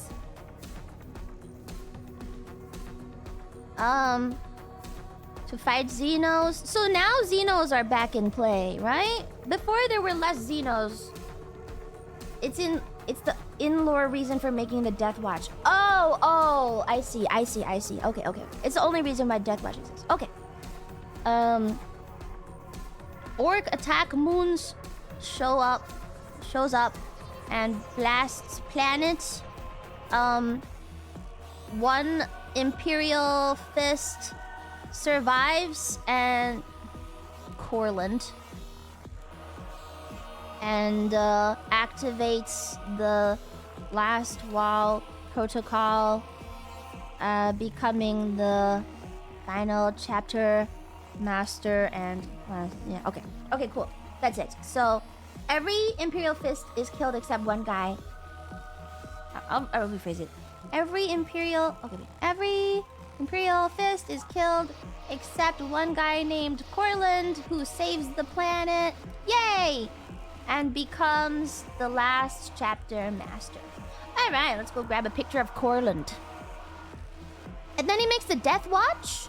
Corland 40k. Does he even have a face? Kind of.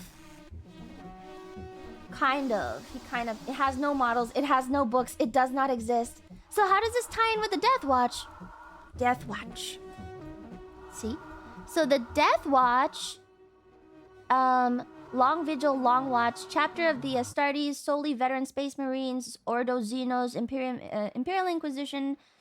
Last War Protocol was Dawn's last contingency plan. Yep. If Terra is threatened, all Imperial Fist's second and third foundings reform at Legion strength. Yep. They race to Terra and disable another Orc attack moon. Okay. Corland becomes Lord Commander of the Imperium after some political intrigue.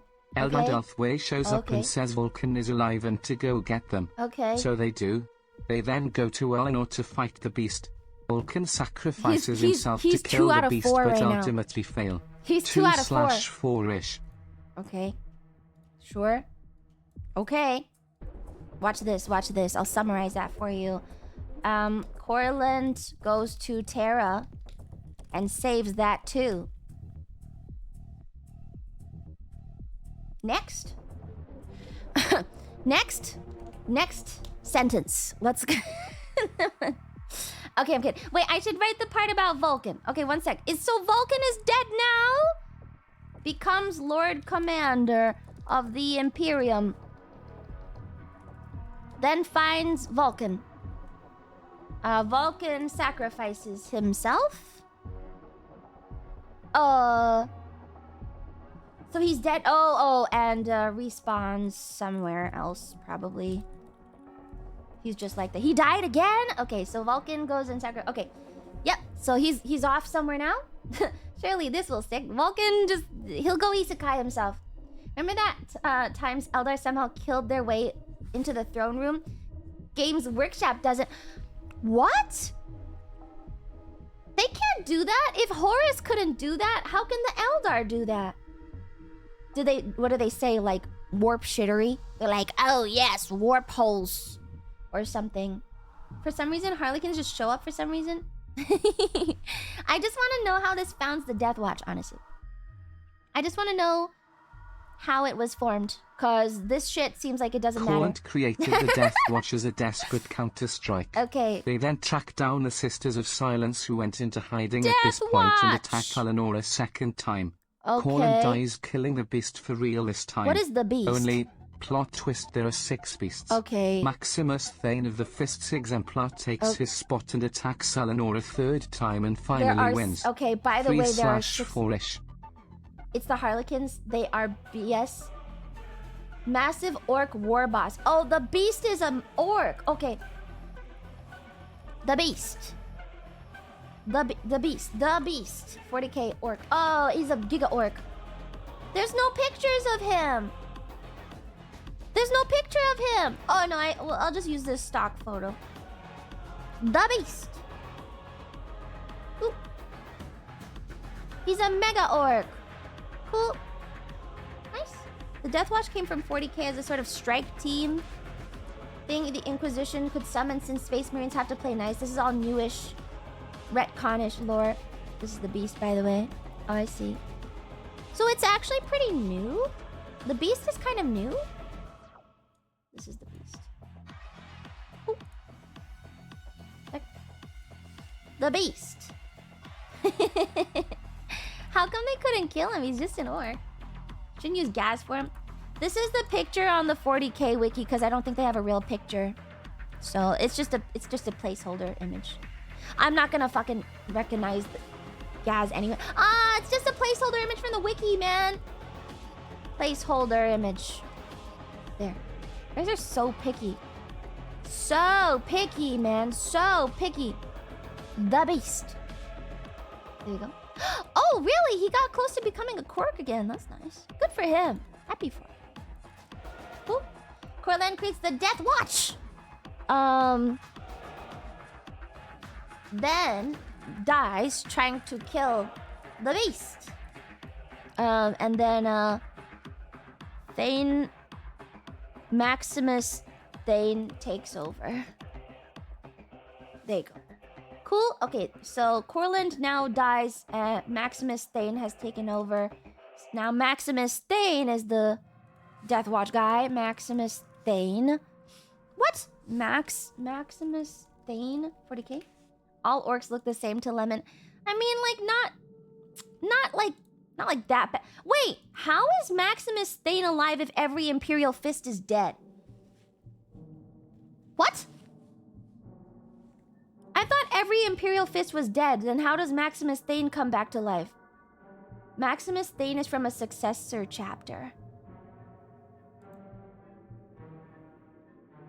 So, between Corland going... So, Corland is the last Imperial Fist. He goes to Terra, and between the time that Corland shows up on Terra and Corland killing himself, they make another successor chapter? Oh, the last Imperial Fist main chapter. Well, that changes a lot of things. Main chapter. The OG Fist chapter is 1,000. Oh, okay. They unsuccessor the chapter. Okay, so he is from a successor chapter. Okay, well, that was kind of not explained. Okay, but so we can say that the Death Watch is done now. It's created. So now the Death Watch.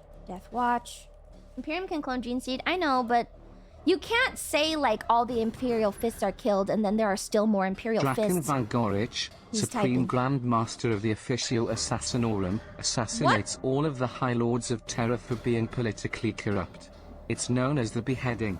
The Grand Master of the Inquisition says on his deathbed to use the Death Watch as the militant arm of the newly formed Order Xenos. Okay. Up to this point they only cared about chaos, but now they're two separate orders. Also, he reveals the existence of their Grey Knights and reveals that he was Kirill Sinderman all along. WTF. I like that even in the description you're like, what the fuck? Okay, so... Okay, great writing. This is good. Okay, so Drakan Vangorich, the assassin from the Officio Assassinorum. That's a word that they decided to use. Okay, all the politicians on Earth, all the corrupt politicians are killed. On Terra are assassinated.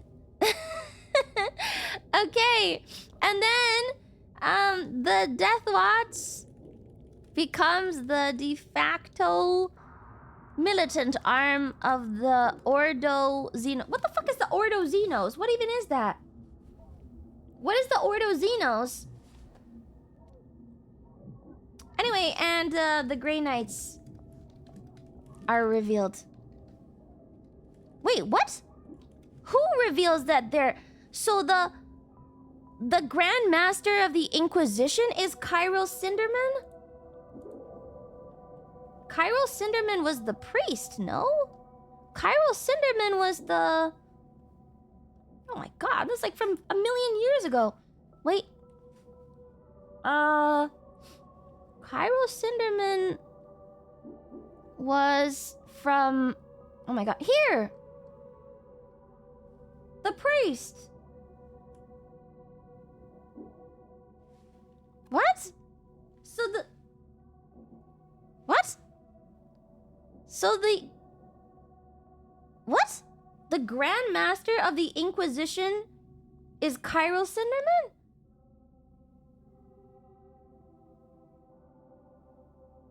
Okay, I'm not gonna add that. I think that's dumb. Okay, Grey Knights are revealed. Okay, well, we got the Grey Knights. But the Grey Knights are kind of fucked up because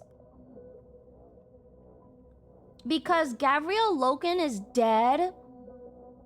And, we also created Samus, Draken Vangorich rules over the Imperium for a century as a tyrant and eventually went insane. Okay. Maximus Thane was busy crusading and doing cleanup duty for the Orcs. Aren't these the He Grey then Knights? returns and kills 5 Vangorich out and of rules 4. Terra for long enough that it restabilizes.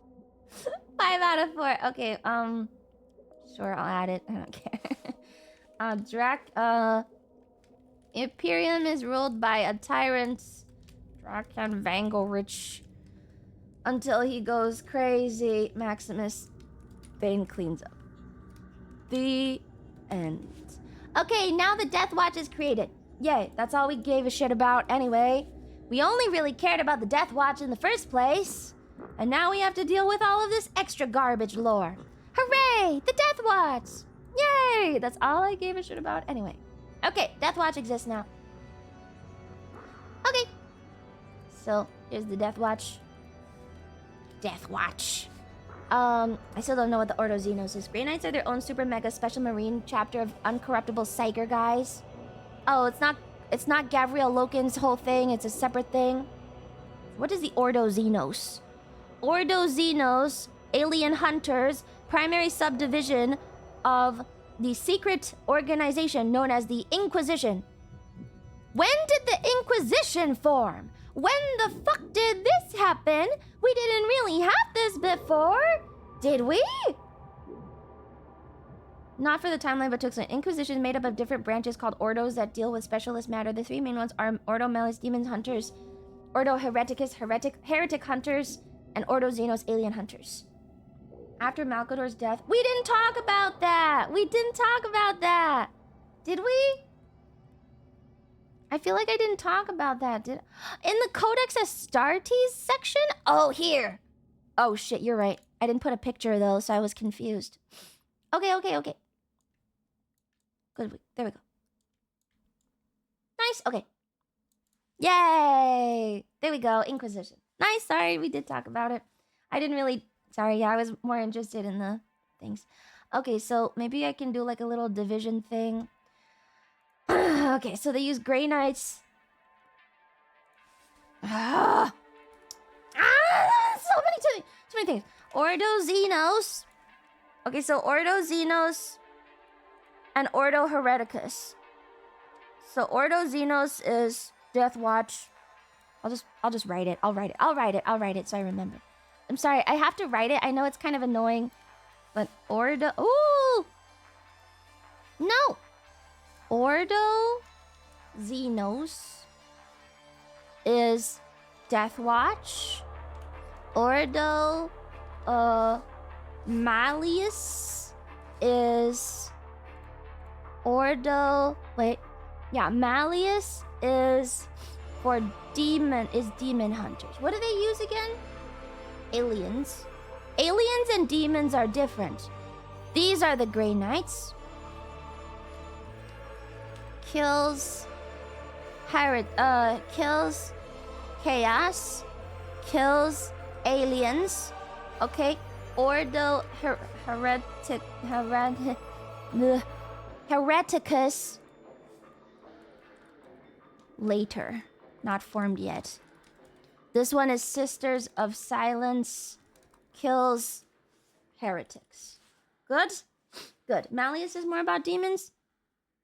Demons. Demons. Okay. And then we do the witch hunters later. Witch hunters. Sisters of Battle. They're not... Oh, Sisters of Battle. Sorry. Sisters of Battle. Good? And they kill heretics. Heretics are not the same as demons. Heretics have yet to become demons. Correct? Just put a space here. Okay. Got it. They're part of the Talons of the Emperor. Sisters of Silence are a separate thing. Okay, so Sisters of Battle are later. And they are witch hunter kind of things. They look pretty cool. Okay. Nice. I'll just bring this over. Recap it over here. You know what? I don't need it. It's fine. Okay. Heretics are humans working together with demons or aliens. Okay, so we've done War of the Beast. It was pretty fucking forgettable. Both of these are pretty fucking forgettable. I'm not gonna lie. Both of these events are kind of shit. Abaddon gets his shit kicked in for 10,000 years. Bunch of random shit fucking happens and the Death Watch gets made. That's it. Awesome. Now what? Also, I think after War of the Beast, Vulcan disappears. They need some fucking reason to get rid of all the Primarchs to set the stage for current day. Oh. I mean... He's gone again. Actually, Abaddon wins. Yeah, okay. Can we hyperfixate on the Death Watch? Stop bullying! Stop bullying, man! Alright, good? Alright, what happens after that? No, we can't hyperfixate on the Death Watch! I still can't even get this whole time. The Forging. It's only half bully. Side thing on the High Lords of Terra and the Council of 12. It doesn't have to be a lot, but we should know what each branch is.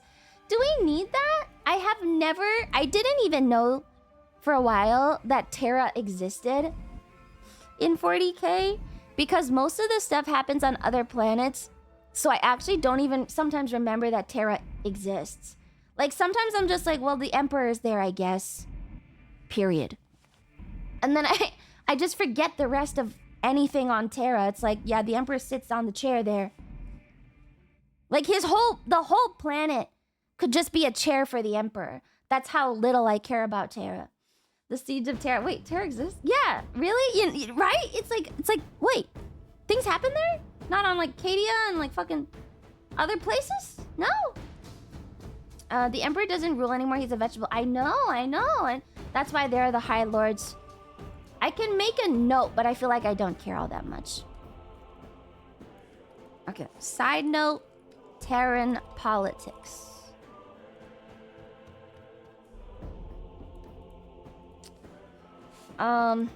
Since the Emperor is a vegetable, Terra is controlled by 12 High Lords.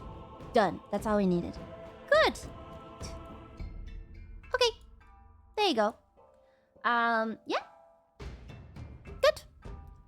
The Emperor is a vegetable. Terra is controlled by High Lords. Good. Awesome. Next topic. What comes after that?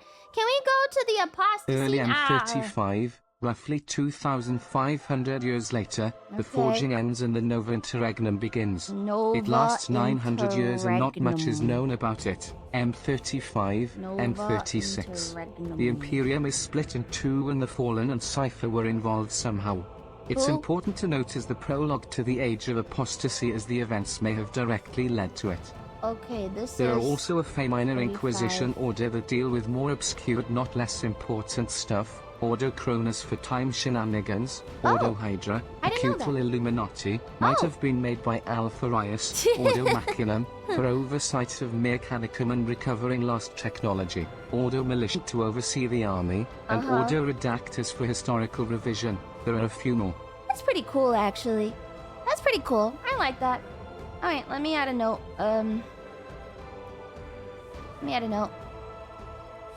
Couple more random ordos to deal with. Illuminati, historical revision, mechanicum shenanigans, etc. They all have names, but I don't care what they are.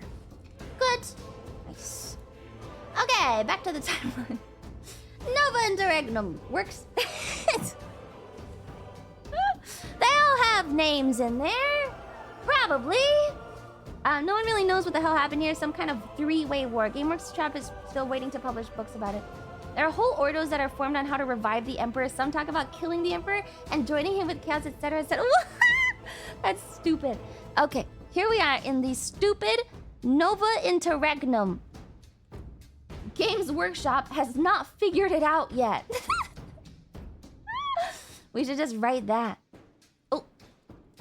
Games Workshop has not figured it out yet. Honestly, if I were to write anything, it would probably be retconned. Anyway.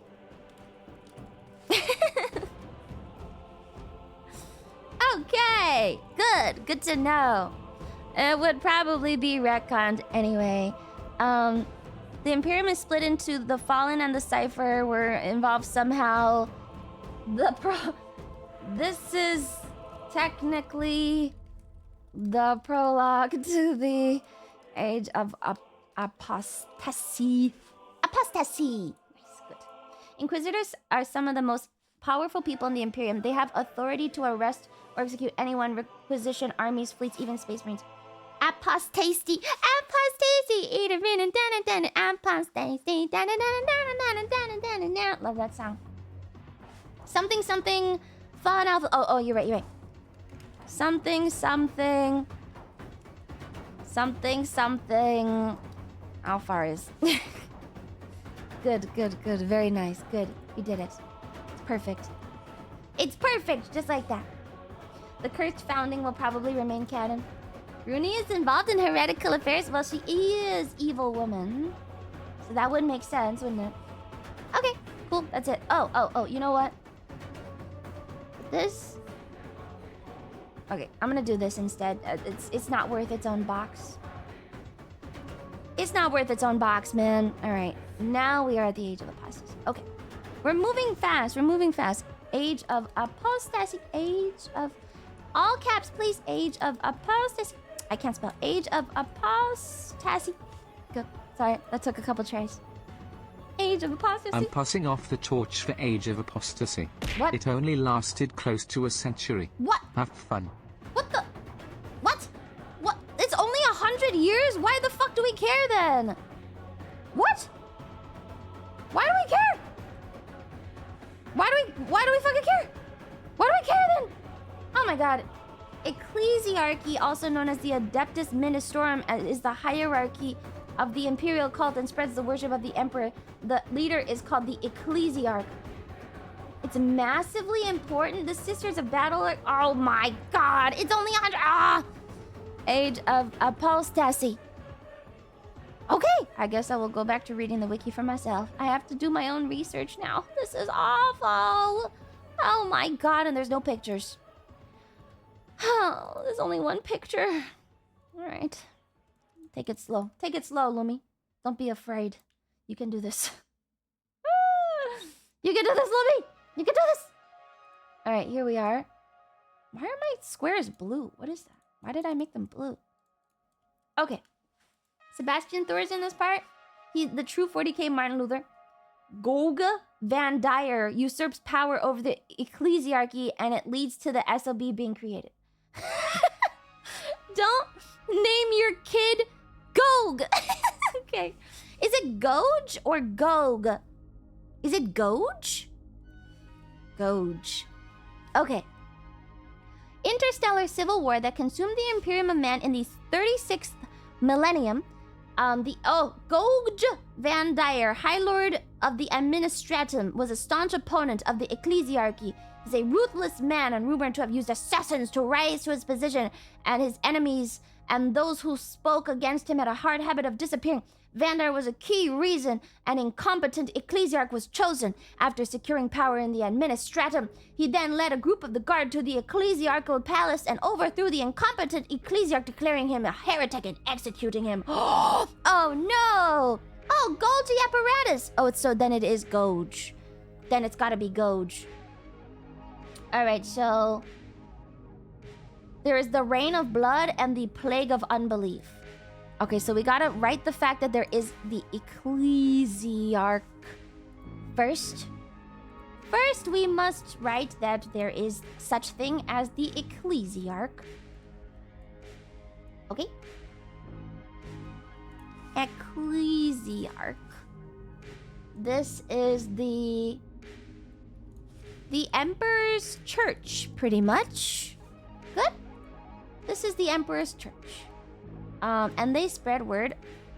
They spread the love of Emperor Christ. Good. And they have they have their own space pope. Nice. Cool. The love of the Emperor. Shut up. He loves us. The Emperor. Yep. You should spell it as ecclesiarch. Sure.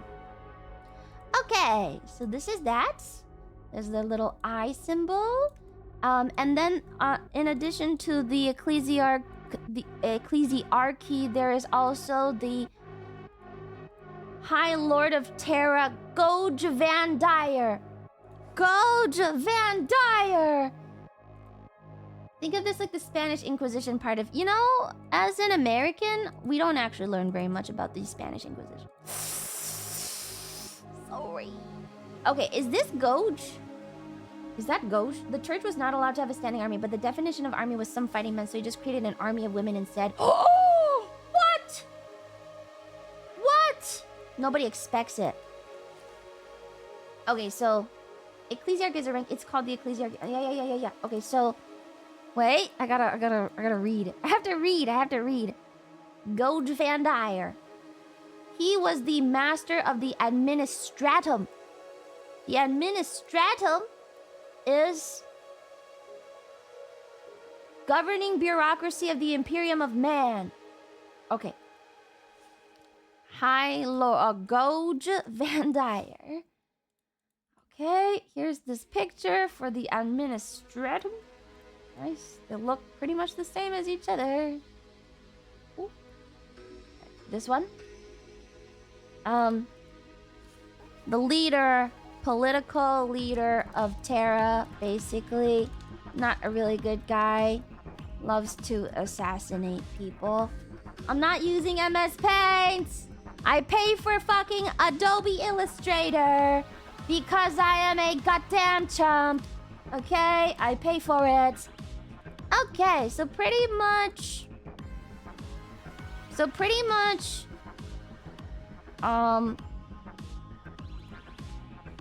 Wait. Nobody expects the Spanish Inquisition! Good. So that's what happened. And then... Okay, so Goj Van Dyer. Wait, I can type it. Okay. Goj Van Dyer takes over the ecclesiarchy and why would he want to take over the ecclesiarchy when he's already the political leader of the Administratum? Like, why would he want that when he already wants that? More power? Of the church? Like, what is church power gonna give them? The power play? The church is super powerful, but they don't have a standing army? And combines the two. The ecclesi... And then he declares himself the Pope? You were told wrong already. He declares himself the Pope. Yes, they have an army of women. After that, they weren't allowed to have an army. Oh, they had an army. Oh, the Ecclesiarch had grown powerful on Terra and had a military branch. They were the most powerful branch at this point, probably. Oh! Okay, let's write that. Sorry, I didn't know that. I didn't know that. Most powerful branch of Terran government. I think. Yeah? Their army is dual gendered. Okay, so they have an army. They have an army. Then Goge takes over. And then he declares himself the Pope. And then he says they believe ecclesiarchy speaks for the emperor.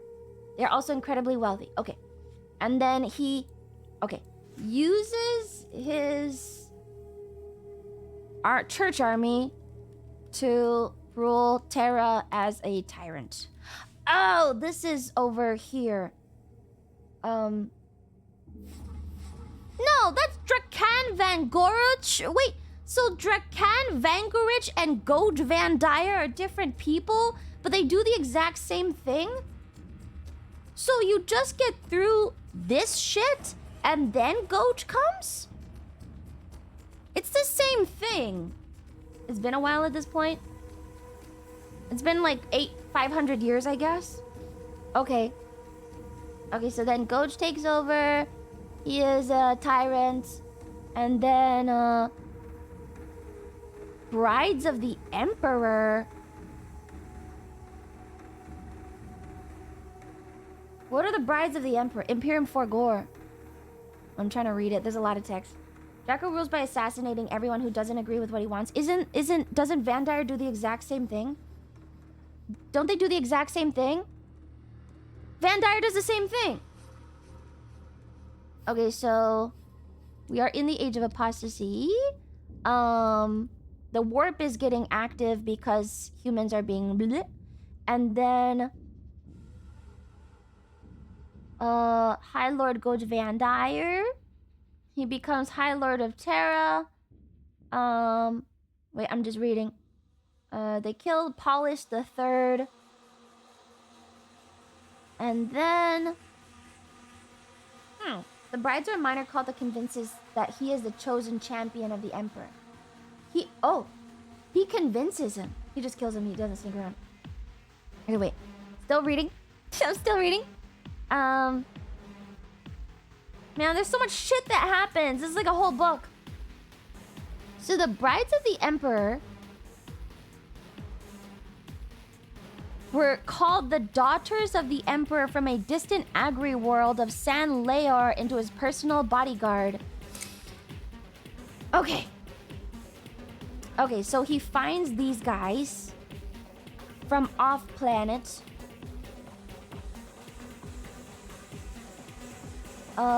Yes, he wanted to hear him. Okay. Finds the religious cult, finds female religious cults, daughters of the Emperor, and brings them to Terra to be his personal bodyguard, the Brides of the Emperor. Okay, so now they are the Brides of the Emperor, and he is the Emperor's chosen champion. Okay, cool. So there's that. And then, yes. And then they have that. Why are you suddenly reading the wiki? Because Russ is not talking to me anymore, so I have to do it myself. Van Dyer convinced the daughters he was personally blessed by the Emperor. Yes, I already saw that. And then They were also his servants and companions. Whoa. Whoa. Holy shit. They were also his servants and companions. Whoa. Space harem. You guys tell me out of order. You guys tell me out of order because like multiple people try to chime in at the same time, man. It's because multiple of you try to chime in at the same time, so it's out of order, so I don't actually know. Like, it's okay to grab random facts. I've not been telling you out of order. Wait, let me see. Well, the last thing... I don't know, Kiria, the last thing you said was Vandar was extremely paranoid, seeing traitors everywhere. He also enjoyed personally torturing people. Like, that's not super relevant. The problem is I also ask a bunch of questions. I ask a lot of questions, and then chat tries to be helpful by answering the questions. But, like, sometimes the questions don't actually matter. So when I try to go back to chat and look for, like, what happens next, the questions are all I see, or the answers that I see instead. So they're not, like, what I need to write. Many of us have been telling you an order or an answer. Yeah, it's my problem because I ask questions. And the questions, like... They're like tangential. They're not actually relevant to anything. I'm just curious, and I'll just say them. Vandar being an insane ruler isn't super relevant. Well, I already wrote that, so any mention of Vandar being crazy kind of no matter. Doesn't matter anymore. So he hates us. I don't hate you guys for helping. It's just that I need to get the actual order of things. And sometimes it's more helpful to just look at the wiki form. Almost like it's complicated communicating one-sidedly with a hive mind. It is. So and then the rain of blood happens. I'm not blaming you guys at all. I didn't say anything about that. I am not blaming you guys for anything.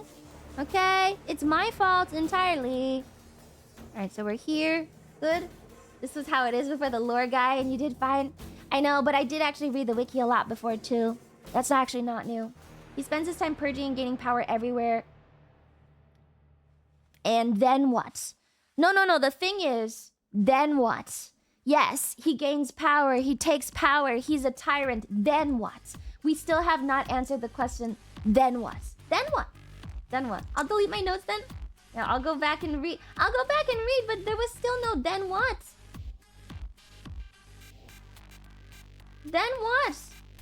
Then what? I still haven't seen then what. There's no then what.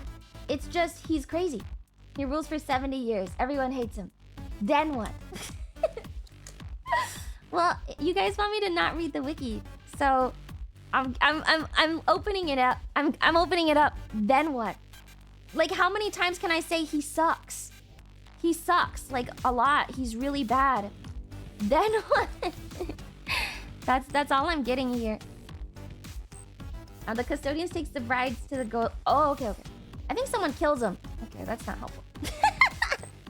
I think someone kills him. No. That's why we read the wiki sometimes. Okay, so then... Van Dyer is insane. And I guess the brides start being...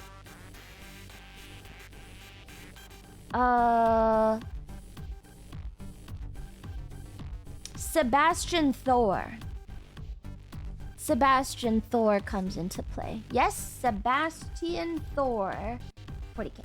You're such a fucking annoying bitch. Give us the time to type it. I am. That's why I'm reading the wiki. That's why I'm reading the wiki. That's why I read the wiki in the meantime. And then you get mad at me for reading the wiki. I read the wiki because I'm giving time to chat, to type. But like, I can't just sit here and twiddle my thumbs and be like, so how's the weather for you guys today? I don't know what you guys expect. I'm not gonna do that. Full skill now, read chat. Okay, Sebastian Thor rises up to challenge Goge. Yes, okay, great. Got it? I have a picture of Sebastian Thor. Wonderful, good timing. Goge tries to stop him, but then the universe seems to be on Thor's side. The people join Thor, kills Goge, and Thor becomes Pope. Sisters of Battle are formed due to a technicality. Okay. Thank you. Okay, cool. Sebastian Thor leads a rebellion against Goge and kills him. He becomes the new pope. And I'm guessing he rules that you can't have. He rules that the church ecclesiarchy doesn't get an army or something. Cannot have a standing army. Thus, the sisters of right. I'm guessing the salamanders rebel against him specifically before this. Do we need to know that the salamanders rebel? Goja's last words are, "I'm too busy to die." The church can have no men at arms. Okay, that the ecclesiarchy can have no men at arms. Good. She usually reads the lexicanum and only uses the fandom one for images. Yeah, I've been using the fandom one for pictures because lexicanum is very dry. It distracts Goj so Thor can do a usurpation on Terra. Okay. Okay, good. He then creates the Sisters of Battle from the previous Brides of the Emperor because they're all female. I guess they don't really count as a don't really count as a standing army. Good. All right, that's kind of it. All right, so this whole thing happened. It was 100 years, and now the Sisters of Battle are a thing. Battle? Adepta Sororitas. Okay, cool. They're not men under arms. Are you fucking serious? They're not technically men at arms? That is so stupid. Because they're women, they're not men at arms? That's dumb. All right, well. Is that it? That's pretty much all that happened. Okay, so the Sisters of Battle are created. Does anything else even matter in this whole Age of Apostasy thing? There's a crusade and stuff. I'm on the... Nope, it's done. Okay, that's it. Okay, I don't know if that fucking deserved its own blurb either. Like, these are all boxes, but like, the events that are happening now are kind of minor compared to the previous ones. Bad man does bad things, army. Okay, you missed a lot because you didn't read our stuff. Guys, your comments were literally variations of he's bad, he's bad. I'll go back and read them, man. I'll read them, man. I'll read them.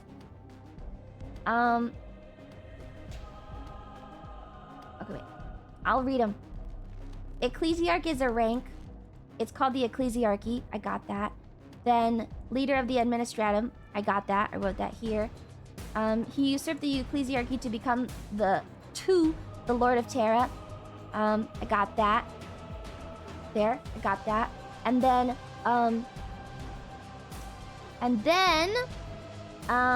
he got the Brides of the Emperor, which was right here. Brides of the Emperor. Got that. And then Goj makes him his personal bodyguard. Got that. And then he beefs them up a little bit. And then there's a bunch of yelling at me. And then he starts fucking with the citizenry. So that's right there. He sucks. He is a tyrant right there. That's what that says. He's a tyrant. And then a bunch more yelling at me. A lot of yelling at me. And then the salamanders attack. And here's the Goj part where he dies to Thor. And that's it. I read all of your comments in Flamma. I have literally every single thing you wrote in your comments. But like there was like 6 points that you made. And the rest of it was all yelling at me that I didn't read. Even though I literally got every single thing that you said. Every single thing you talked to me about, I have written down. But you only yelled at me. Anyway, I wrote everything down. I got it all, man. I got it fucking all. This is literally your fault. You just don't understand? I audited you. I audited you. I'm not gonna read the yelling at me parts. I'm not gonna read. Lumi, you're so fucking annoying. I got every single thing that you put. Not one thing was missed. Not one thing. Not one thing. The 6-0 talk. I didn't explain because you stopped reading. No, I stopped reading. I stopped reading when people just yell at me. If you're gonna call me a dumb bitch, I'm not gonna read it out loud, man. It's a waste of a comment. Rage, women, rage. I'm not angry. I'm not mad. I'm literally not mad. I think I got literally everything. Your big poopy head. I just don't think it's super helpful. Age of Redemption stabilizes. Then the Waning, the Macarian Crusades, the Gothic War, and the Damocles Crusade. Can we skip those? Like, are those actually that important? Are those that important? The summary's kind of bad, but it touches everything, I guess. Oh my god, what else would you even add to it? Tell me. I'm genuinely curious. See? I told you we would argue today. I'm genuinely curious. What else would you add? What did I miss? What did I miss? What did I miss? What single thing did I miss here? One thing. You missed out on the salamanders distracting go- Fine. Fine.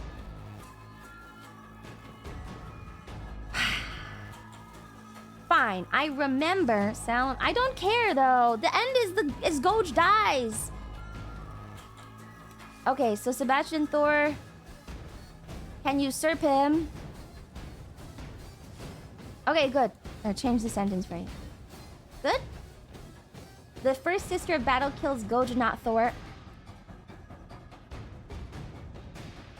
Then after attacking the palace, custodies led him into the palace and convinced the leader of his personal guard that Goj was evil. This sounds like battle extras, man. I feel like these are battle extras. The Tism would be wrangled. The salamanders are the chapters most concerned with human beings, so they're the ones to fight against Goj. Its characterization for the salamanders.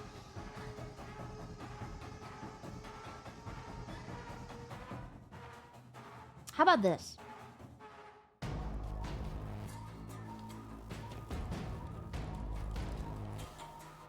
Now we don't have to talk about it. Much better. Okay. Okay, so then usurp Goj. Fine. The lead bride of the Emperor, Alicia Dominica, kills Goj. Good. Thor becomes new pope. Okay. And then Alicia Dominica is in charge. Good? Happy? I mean, how often are we gonna need these names, though? Alicia Mael. She gets white hair after seeing the Emperor. Like, how relevant is this, man? Goj's last words were, "I'm too busy to die." I'm so sorry, but why do we care? Does it matter what he says when he dies? If we're never gonna see him again? The book is probably cool. It's funny. Is that, like, lore relevant? Is that lore relevant? Ask yourself this. Is it lore relevant in a timeline spanning, I'm not even kidding, currently 36,000 years? Is it relevant in a timeline that spans 36,000 years, man? No! Individual quotes don't matter. You want to pick and choose funny shit now? Oh, come on. We don't have that many funny things besides the fact that Horus is dead. Oh, come on. How many funny things do we really have in here? It's actually pretty serious. Look at Doom Guy. That explains a lot of the fucking gaming industry, though. Warren everyone was 60 million years ago. What about BT? I did not put BT in here. Or maybe I did. Ah, I did not put quotes, though. Everyone mattered. We have a few funny things. Okay, we have a couple funny things. We got a lot more serious post-heresy. Before the heresy, I was really funny, man. Before the heresy, I gave Fulgrim Frostmourne and everything. After the heresy, I got really serious about the whole thing. Now I'm very, like, no fun allowed. I got Imperiumed. Is Kugath drinking out Nurgle's pauldron like Obelix did with the potion cauldron? Trying to help in ways you can remember. You're choosing to skim through as fast as possible because you're a brat. I don't think this stuff matters except for this. Just in what I know about 40k, and I'm probably wrong, but like, all of the Age of Apostasy... Well, Alice, it seems we both got autism, haven't we? Pretty much all of the Age of Apostasy exists just to bring this to life, is my understanding. Like, this whole thing, like, pretty much if you got rid of all of this, right? If you just got rid of this whole text thing, and then wrote, the Sisters of Battle are created here. That would kind of work. It wouldn't even matter. Because the only thing that gets carried on from this point out is the Sisters of Battle. Nothing else. Even like maybe Sebastian Thor gets to keep going. You know? Like maybe Sebastian Thor gets to keep going because he's the new pope. But like everyone else, nothing matters. Goj is dead. Okay, the salamanders, like, Vulcan's still gone. Salamanders already existed. Sula is incredibly important to the history of Rome. It's part of the centralization of authority. Who even is that, man? Like, Thor is important. That's why we give him a blurb. I think Goj is important. He gets a blurb. That's it. I thought you wanted interesting bits to keep it interesting instead of a boring, dry telling. It's not boring. How is it boring? Well, it's not boring. The events of it aren't boring. Whoa. The events aren't boring. I think it's because of the scale. During the heresy, everything was big. Now it's all small stories. It's not boring. Is it? The Primarchs are gone. You have to accept that. Yeah. But we're still in like a nebulous period where everything is small, you know? Take everything out, say that. No, I already wrote it. Now we know what the ecclesiarchy is. We know what the administratum is. Vandar's situation as to how the ecclesiarchy ends up ruling and everything. We're past that. You've got room to include all the smut about pre-sisters of battle in the column still. I don't want to know about the smut. I don't want to know about that. All right. Okay, cool. Oh, come on. Remember how many times I got yelled at during the heresy for saying I didn't fucking care about each individual battle that happened? Remember? I feel like we forgot about that. Remember during the heresy how I said, a battle is a battle. It's the same as every other battle. The guy died, man. The guy died. And that's all that happened. I'm so sorry. That's what happened. The guy's dead now. That's it. It doesn't matter what he said. He's gone. Sisters of Battle look really cool, though. I like them. Alright, there you go, lady. Nice. She looks very cool. We'll put her over here next to the little thingy so we can remember her. And then... Okay, next. Really isn't much romance in the actual lore. Gotta make our own smut. We don't need smuts. Fucking 40k. They're all asexual. Good. First, then... No context anymore. It's a battle, then... I think you're autisming. You like intrigue and politics, but now you don't want to hear about it. I think this is one of the things where, actually, at the start of it, I was like, I guess I would read that book. No. Here's the thing, right? In a timeline of this scale, it doesn't matter. But what we could do instead, because what I really did think was like, oh, I would read the book for the Age of Apostasy, because it sounds interesting. But I'm not going to put it on stream. I think it's kind of a lot. Oh my god, chat, you're being so difficult.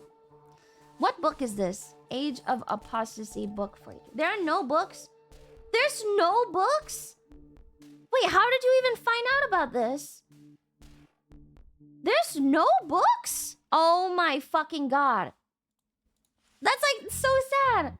No books. Okay, well, never mind. I won't read anything because there's no books on this. That's so lame. Holy shit. Sisters of Battle Game Codex. That's so lame.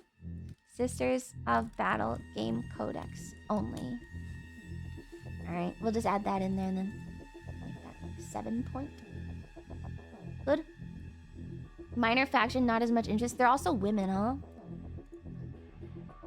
Okay, now after the Age of Apostasy is, I think Russ said, the Waning, Age of Redemption. So we'll do Age of Redemption. Make this bigger.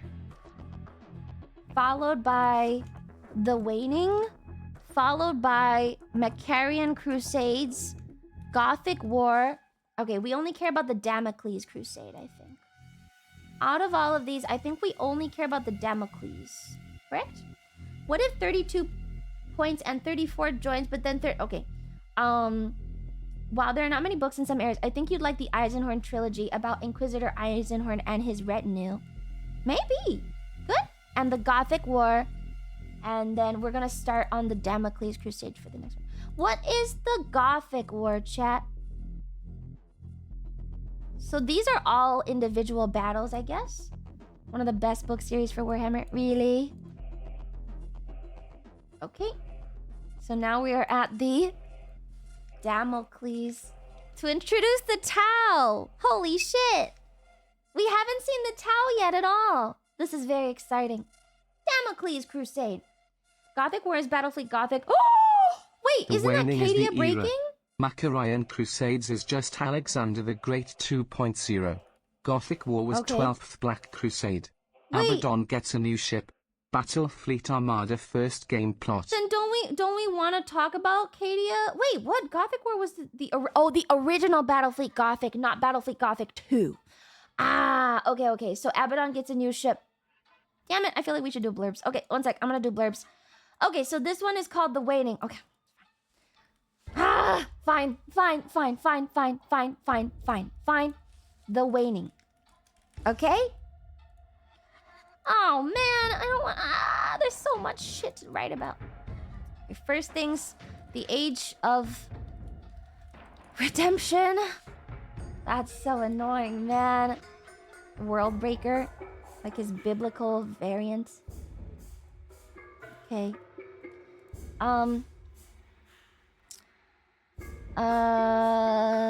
Stabilizes the Imperium. So that's what happens there. Done.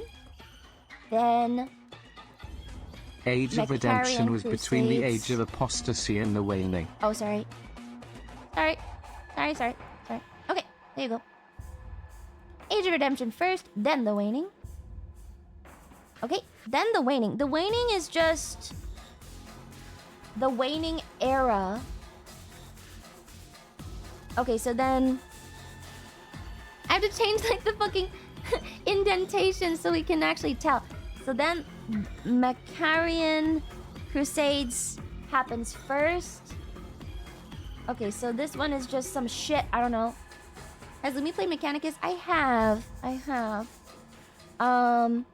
Alexander the Great 2.0. Alexander the Great 2.0. So what? Like fucking some Lord General of some legion goes out and then crosses shit. I don't know. Have you seen the trailers for Mechanicus? I have. Alexander the Greater. Really cool guy, recaptures a lot of territory. Okay.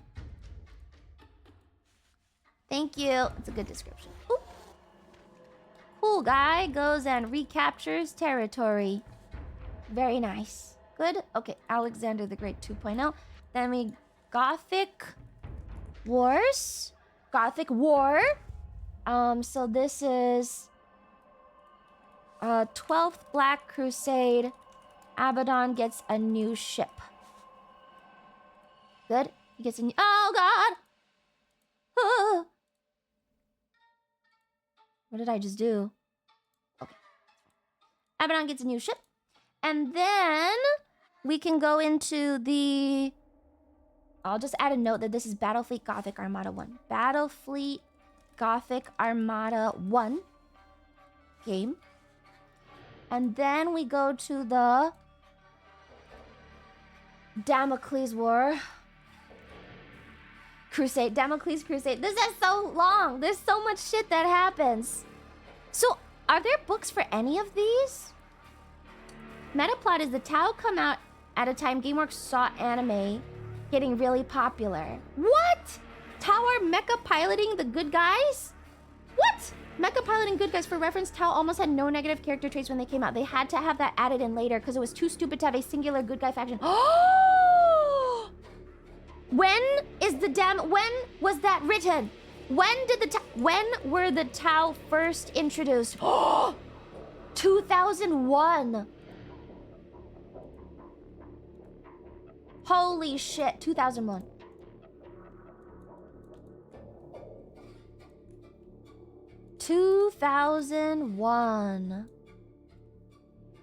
I put that in the meta.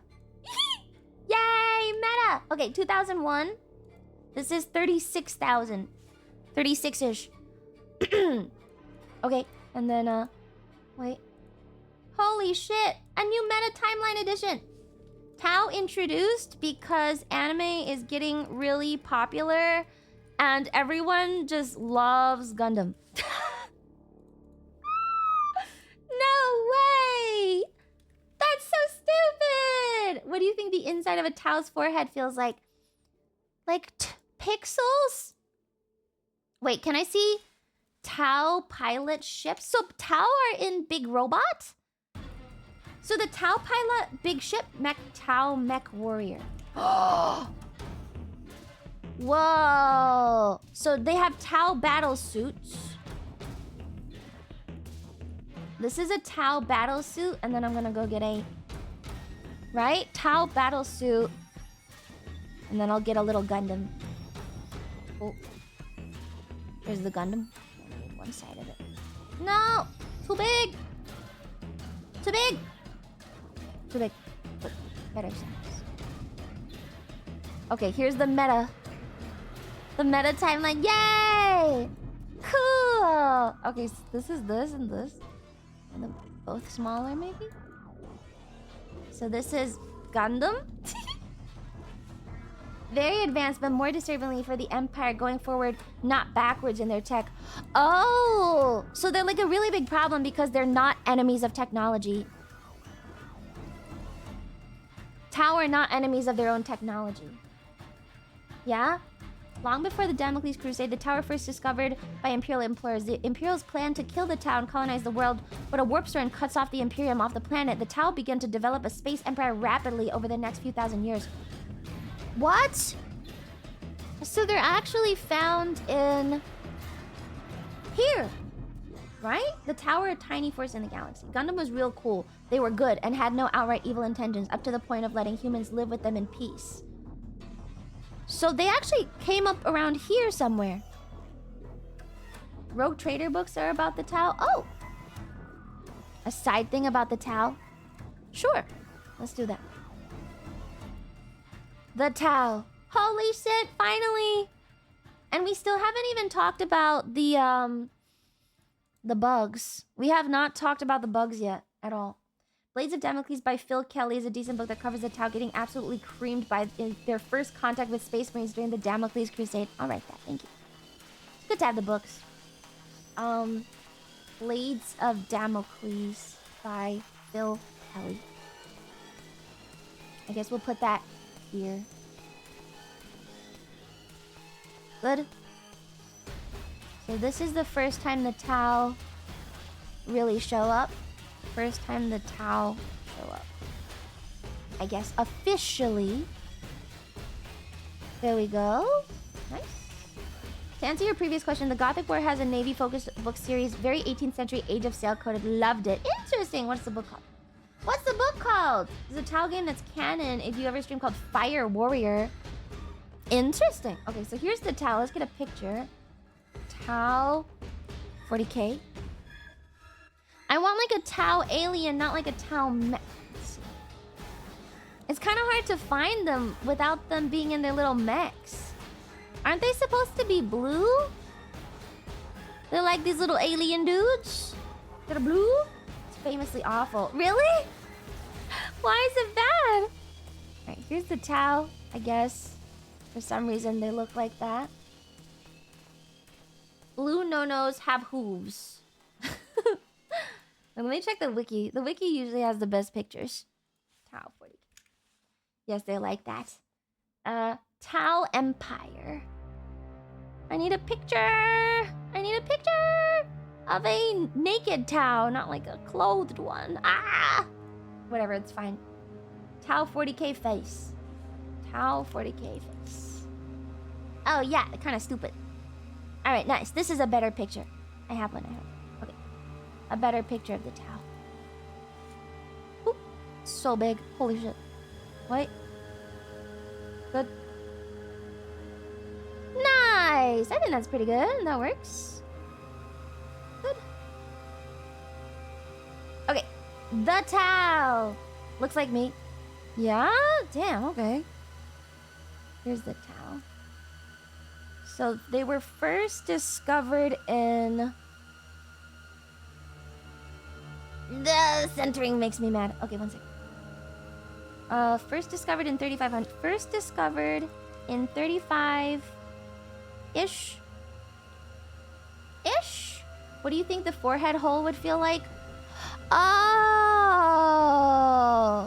Probably what everyone else thinks it would probably feel like. You know, like... Squishy. Squishy hole. Squishy hole? No. Cursed. Cursed, Lumi. Squishy. It's the nose. Damn, look at his fucking nose. It's a nasal passage. Ew. First discovered in 3500-ish. Imperium wanted to destroy them, but a warp storm cut them off. The Tau then developed super duper fast. In the meantime, which worried the Imperium of Man. Extreme caste system. Okay. We can do a couple quick facts. Can we do some like major facts about the Tau? First off, they are communists. Also, they have a super caste system. Correct? Weeb commies. Caste system is important. Okay, not quite accurate. Commander Farsight and Commander Shadowsun are the two big important figures to know about the Tau. Okay. Students of the same master. Okay. Farsight was exiled for knowing too much, and Shadowsun, girl power, is the hard-ass big general of the armies. Okay, and they are like in Tau books or something. No psychic abilities. No psychers. Barely any psychers. Depending on different Tau castes, they have different physiologies. Fire caste is closest to humans. Earth caste is short and stocky. Wind caste, tall and thin. Water caste has soft feet. Okay. Castes? So they're not even castes. They're like subgroups. You guys say caste like it's like, oh, you know, like the actual human, caste system. It's not even like a caste system. Oh, they're like tribes. Tribes. Okay, so the caste system is not really like tribes called castes. Okay, so fire caste, closest to humans. Water, soft features, whatever. Air, tall. Earth, stocky. Ethereals, whatever. Okay? So they got tribes and shit. Different subspecies. Subspecies. Okay. Big bosses. The best ones. Whatever. I don't fucking know. Good. Okay, so there's the... Do we need to know anything else about the Tau? I thought they were communists. They have 5 castes with specialist roles. Diplomats or pilots. They have a weak presence in the warp and no psychers. Ethereals rule and want... Oh. Rulers. Want to unite other races. You are absolutely not supposed to mix the teachings of two different castes or risk exile. Farsight did that. Oh. If you're a fire warrior and you use knowledge of tech engineering in battle, you'd get in trouble. Really? Oh, castes don't mix or else you will get kicked out. Real Romeo and Juliet shit. Okay, cool. Ethereals want to unite other races under their control for the greater good. Okay, cool. Wait, let's see. They still have AI. So the engineers are what? The Earth guys? They bring new aliens into their ranks. They're the Covenant. They're the Covenant then. Okay, Earth are their tech. Okay, that makes sense, I guess. They're pretty much the Covenant, basically. The Covenant wanted to do things for the greater good, too. And let me get a picture of the Covenant. I am fun again, 1 second. Can I get the leaders? Similar, though Covenant are more religious, Tower kind of anti... Oh, yeah, oh, they're space atheists! They even look similar, don't they? Except that the Covenant leaders are not blue. But they both don't have noses. You know, and they're both kind of wide-faced. Similar-ish. Like, pretty much the Covenant. Pretty much the Covenant from Halo. But, like, super atheist. Good. Nice. I'm going to imagine the Ethereals looking like this guy. Will our human joiners Vespid, their leaders, may possibly mind-controlled with the helmets they received crude eats enemies. It's implied that their greater traits. good philosophy might be forming a Buddhist-style god in the warp right now. Interesting. That's very new lore. I Sheer like it. 500. Their weird communist greater good philosophy may be forming Buddha in the warp. Awesome! That's so cool. I want a new chaos god. I want a new chaos god. That's so cool. They only live for 40 to 50 years. Oh. Okay. So they're kind of short-lived. Only live for 40 to 50 years. Imagine having a species that has little to no warp presence making a warp god. I mean, everything affects the warp. They're just kind of shit about it. Yeah? First, we need Gork and Work to appear. They don't have psychers, but I thought collective belief is what spawned it. You have to have psychers in order to use your psychic... They don't affect the warp? Really? Oh. But not the Tau who believe in it, because they have no psychers. Only the races colonized by them believe and are spawning the Buddha god. Cool. Cool. How is this a retcon? That's not a retcon. That feels like a straight up addition. Their presence in the warp is very faint. That's not a retcon. They're just like, hey, this could be happening. That's cool. I think that's fun. They're basically soulless. Hey chat, technically Fabius Bile is a god called Pater Mutatis. What? Gods in the warp are weird. It's the 4 big ones we all talk about the most. Interesting. Yeah, I don't think it's a retcon. It just feels like a fun detail. I think that's fun. I think it's fun and I like it. All right, so here's the Tau. They use okay, wait, let's just make... They use mech suits to fight. Yep. It's just retarded, so we ignore it. Well, I think it's cool. I think it's cool, okay? I want to see newer and weirder warp gods. Okay, is that it? Are we good with the waning?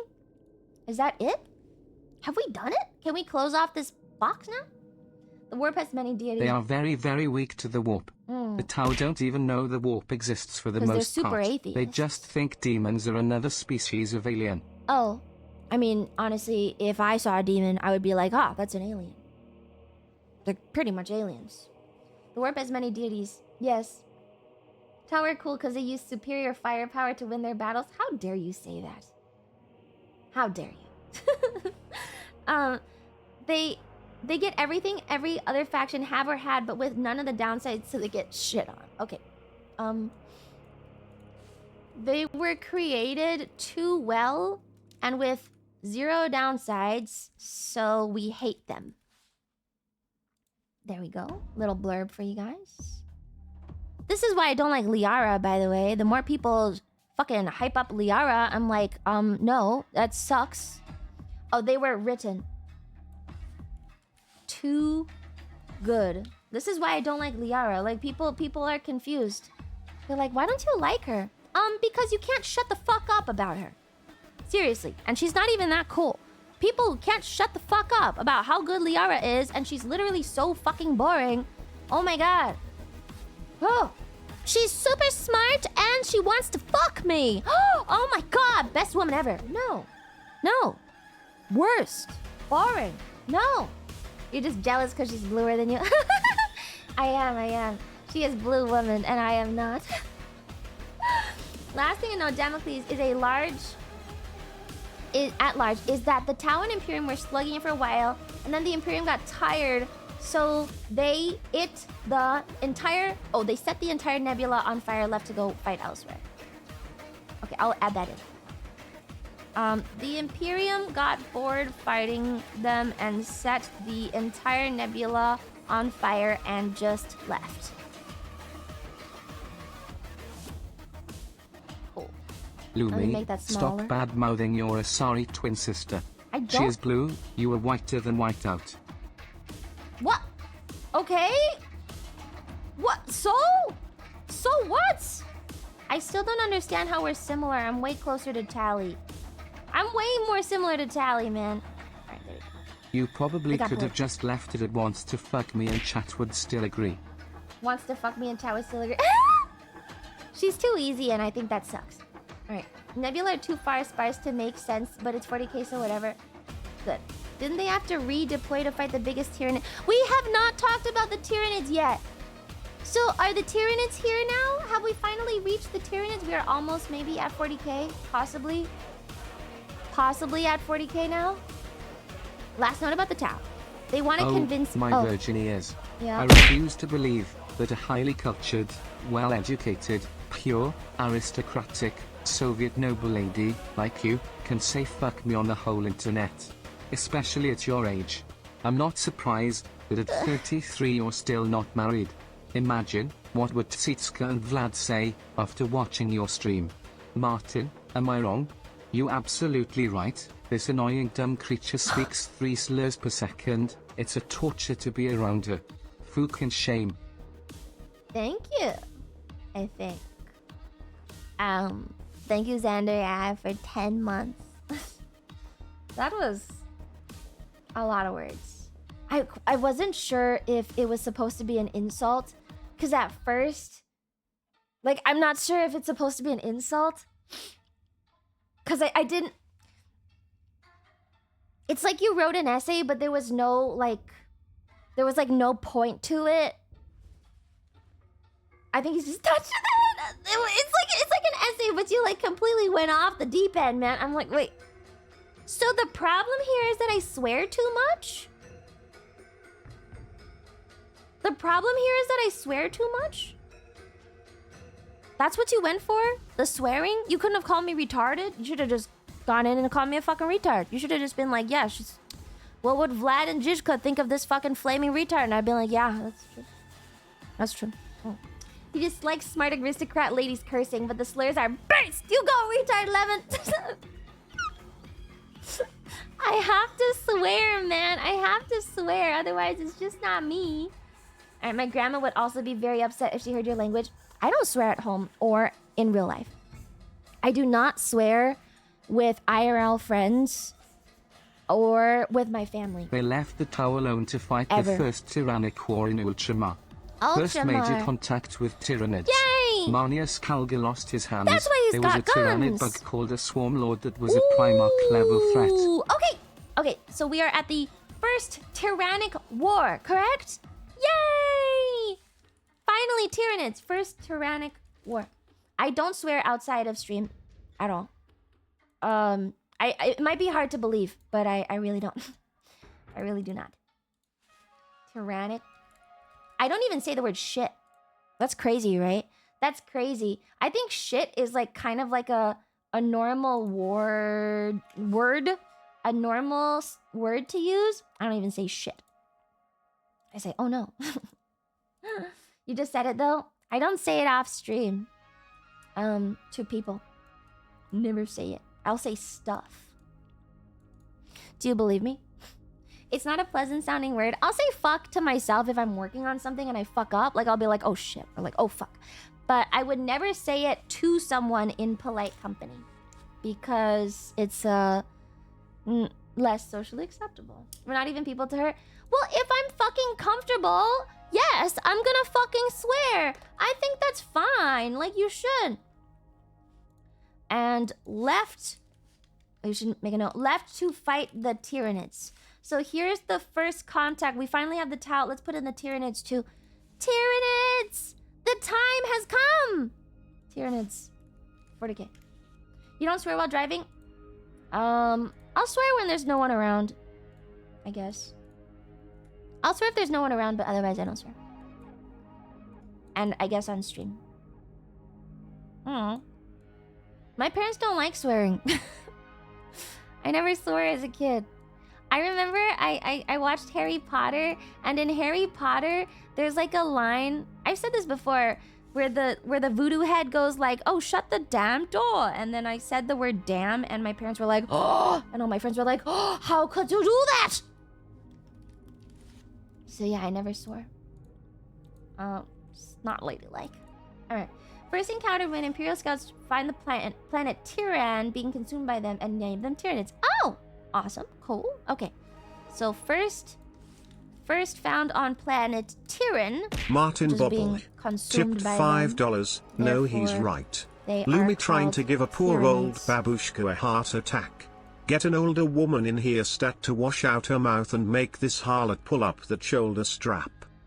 No! I can't tell if this is bullying or not.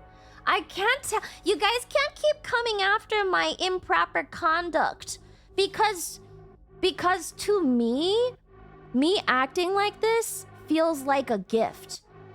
You can't, like, this is the most confusing insult I've ever gotten, because I would never act like this with people I wasn't close to. So if you want me to be completely polite, it means that if I'm really polite to you, it means you're dead to me in my head. I will only be polite to you if I pretty much never think about you at all and hate you. You know, you're listening to Autists.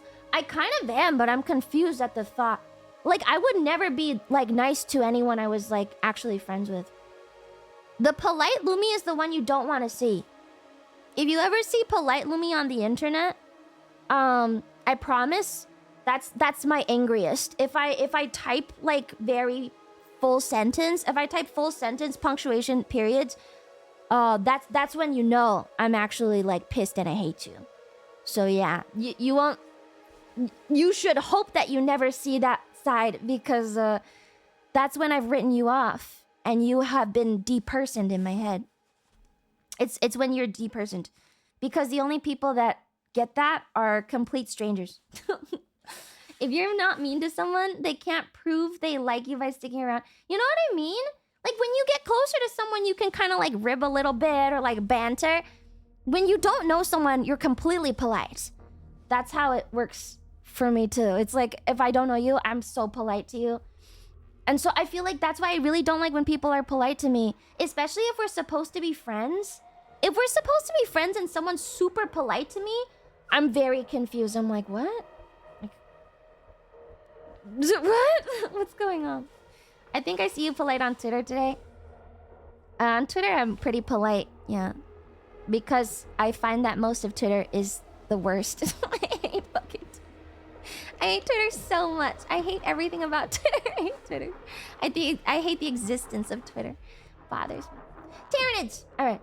First tyrannic war marks when the era changes over from the waning to the time of ending. The time Most novels of were written ending. during this era, so a lot of events get very dense. The time we of actually ending. forgot to talk about the first war for Armageddon in early M41. Oh. Angron shows up on Armageddon. Most Grey Knights die banishing him. Wait, Space we're already Wolves at feud with Grey 41K? Knights for some months before Bjorn says to stop it. Wait, we're already there? What year is it right now? Holy shit, what fucking year is it? We skipped over a lot of stuff. Oh shit, should I go back? Like when your parents say your full name, you know you've made a terrible mistake. Yeah. When Lumi's polite too, you know you fucked up. 41,750! Holy shit, we didn't even hit 40K! We didn't even hit 40! Okay, we made a really big jump. What did we miss? Shit. What did we miss? Nothing important happens, really? Really? The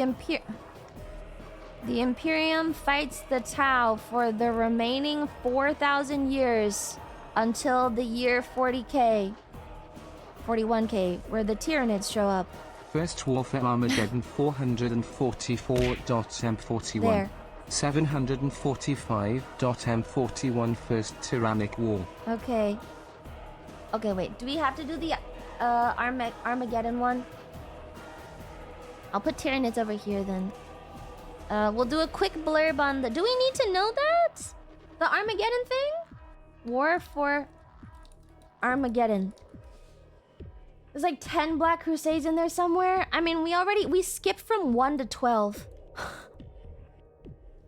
We skipped all the way from 1 to fucking 12. Like, literally say first Black Crusade, the rest of them, the fucking 12th one.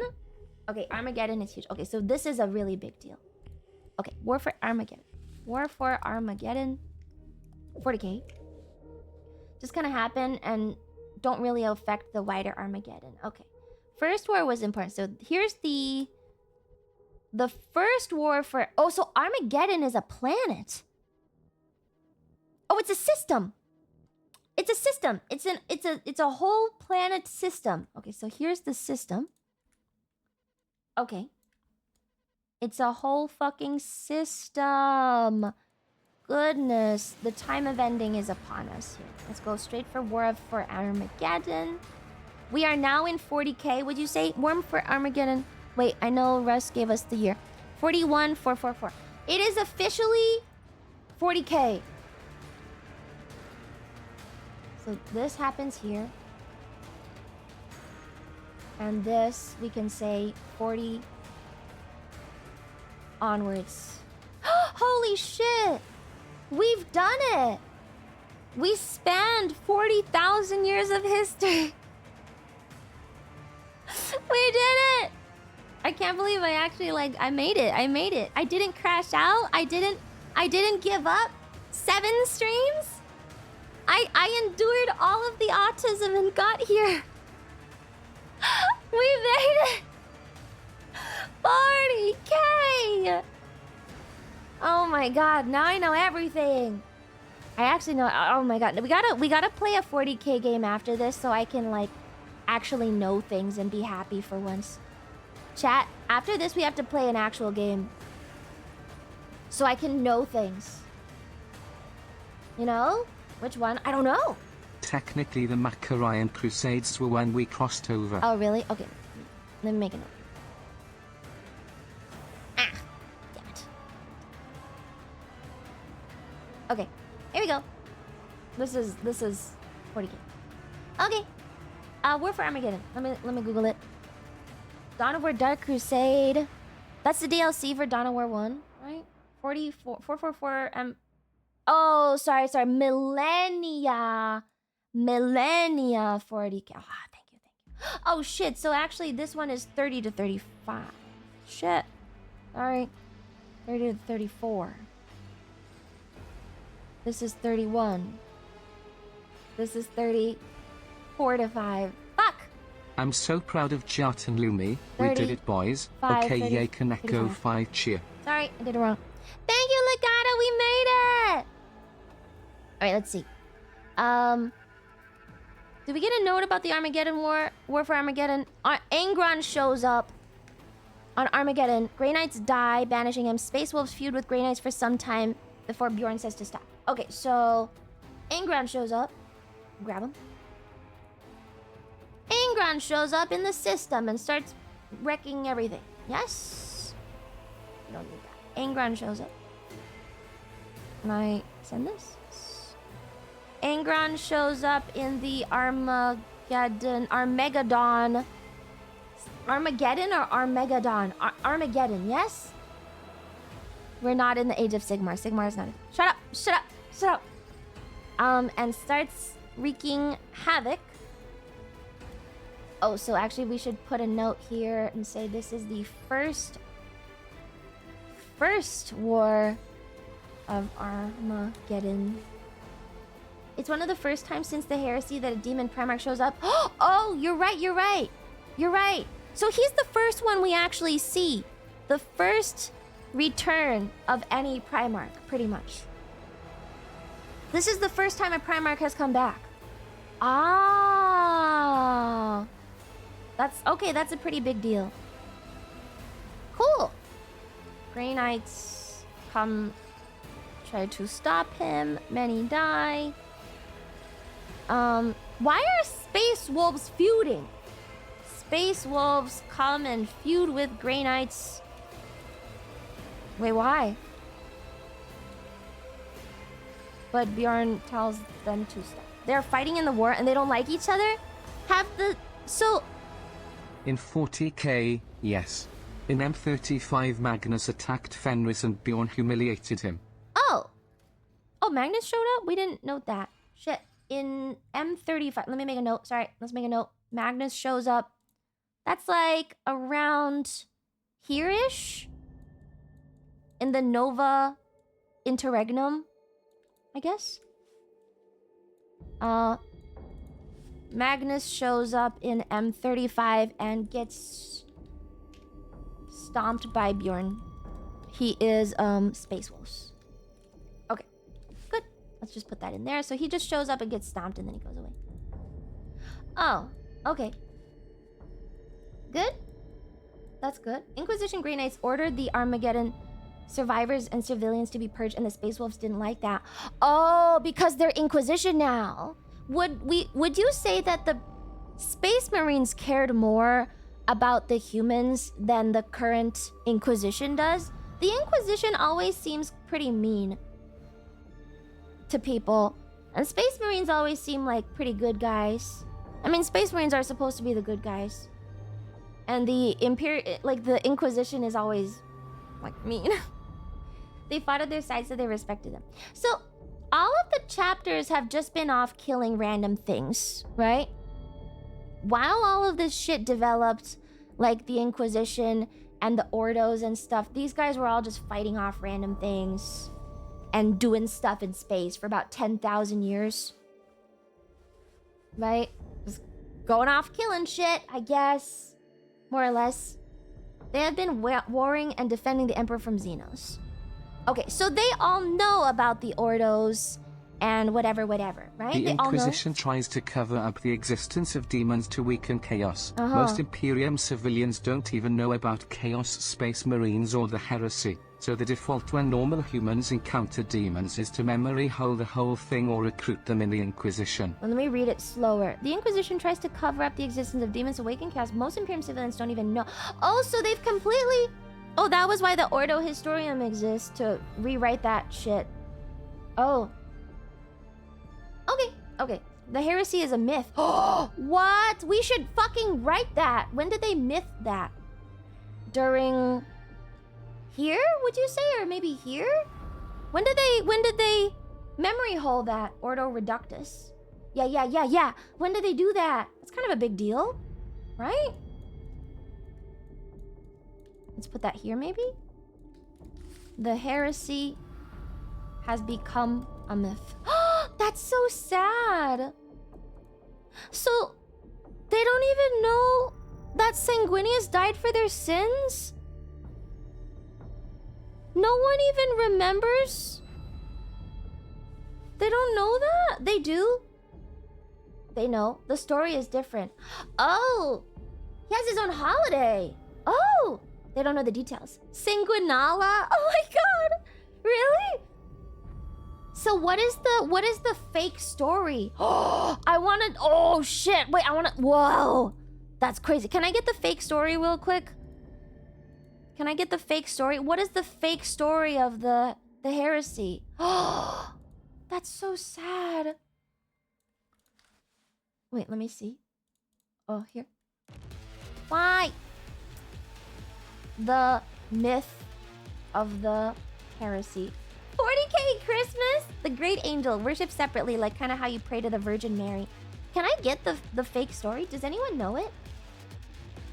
I'm so curious. This is so interesting. Zulcus tipped $5. 40K has one more relevant conflict, the Badab War, Astral Claws and their allies guarding Maelstrom. Among them Lamenters, rebelled against bureaucracy. High Lords sent other chapters on them, led to formation of Red Corsairs, second biggest Chaos Most people warband. don't even know? Oh. The Emperor came with his 9 sons to bring humanity to the Golden Age. Evil forces came to stop him. Oh, really? That's so sad. So they just wrote out everyone that wasn't even there. Oh, they just wrote out the chaos? The Loyalists... Wait. The Loyalists... Wait. Fake story is Loyalist Primarchs existed. Horus was some evil demon out of nowhere. Oh! The Emperor and his 9 loyal sons wanted to rule a just and fair galaxy, but then the demon Horus appeared out of nowhere and started being horrible. Wow.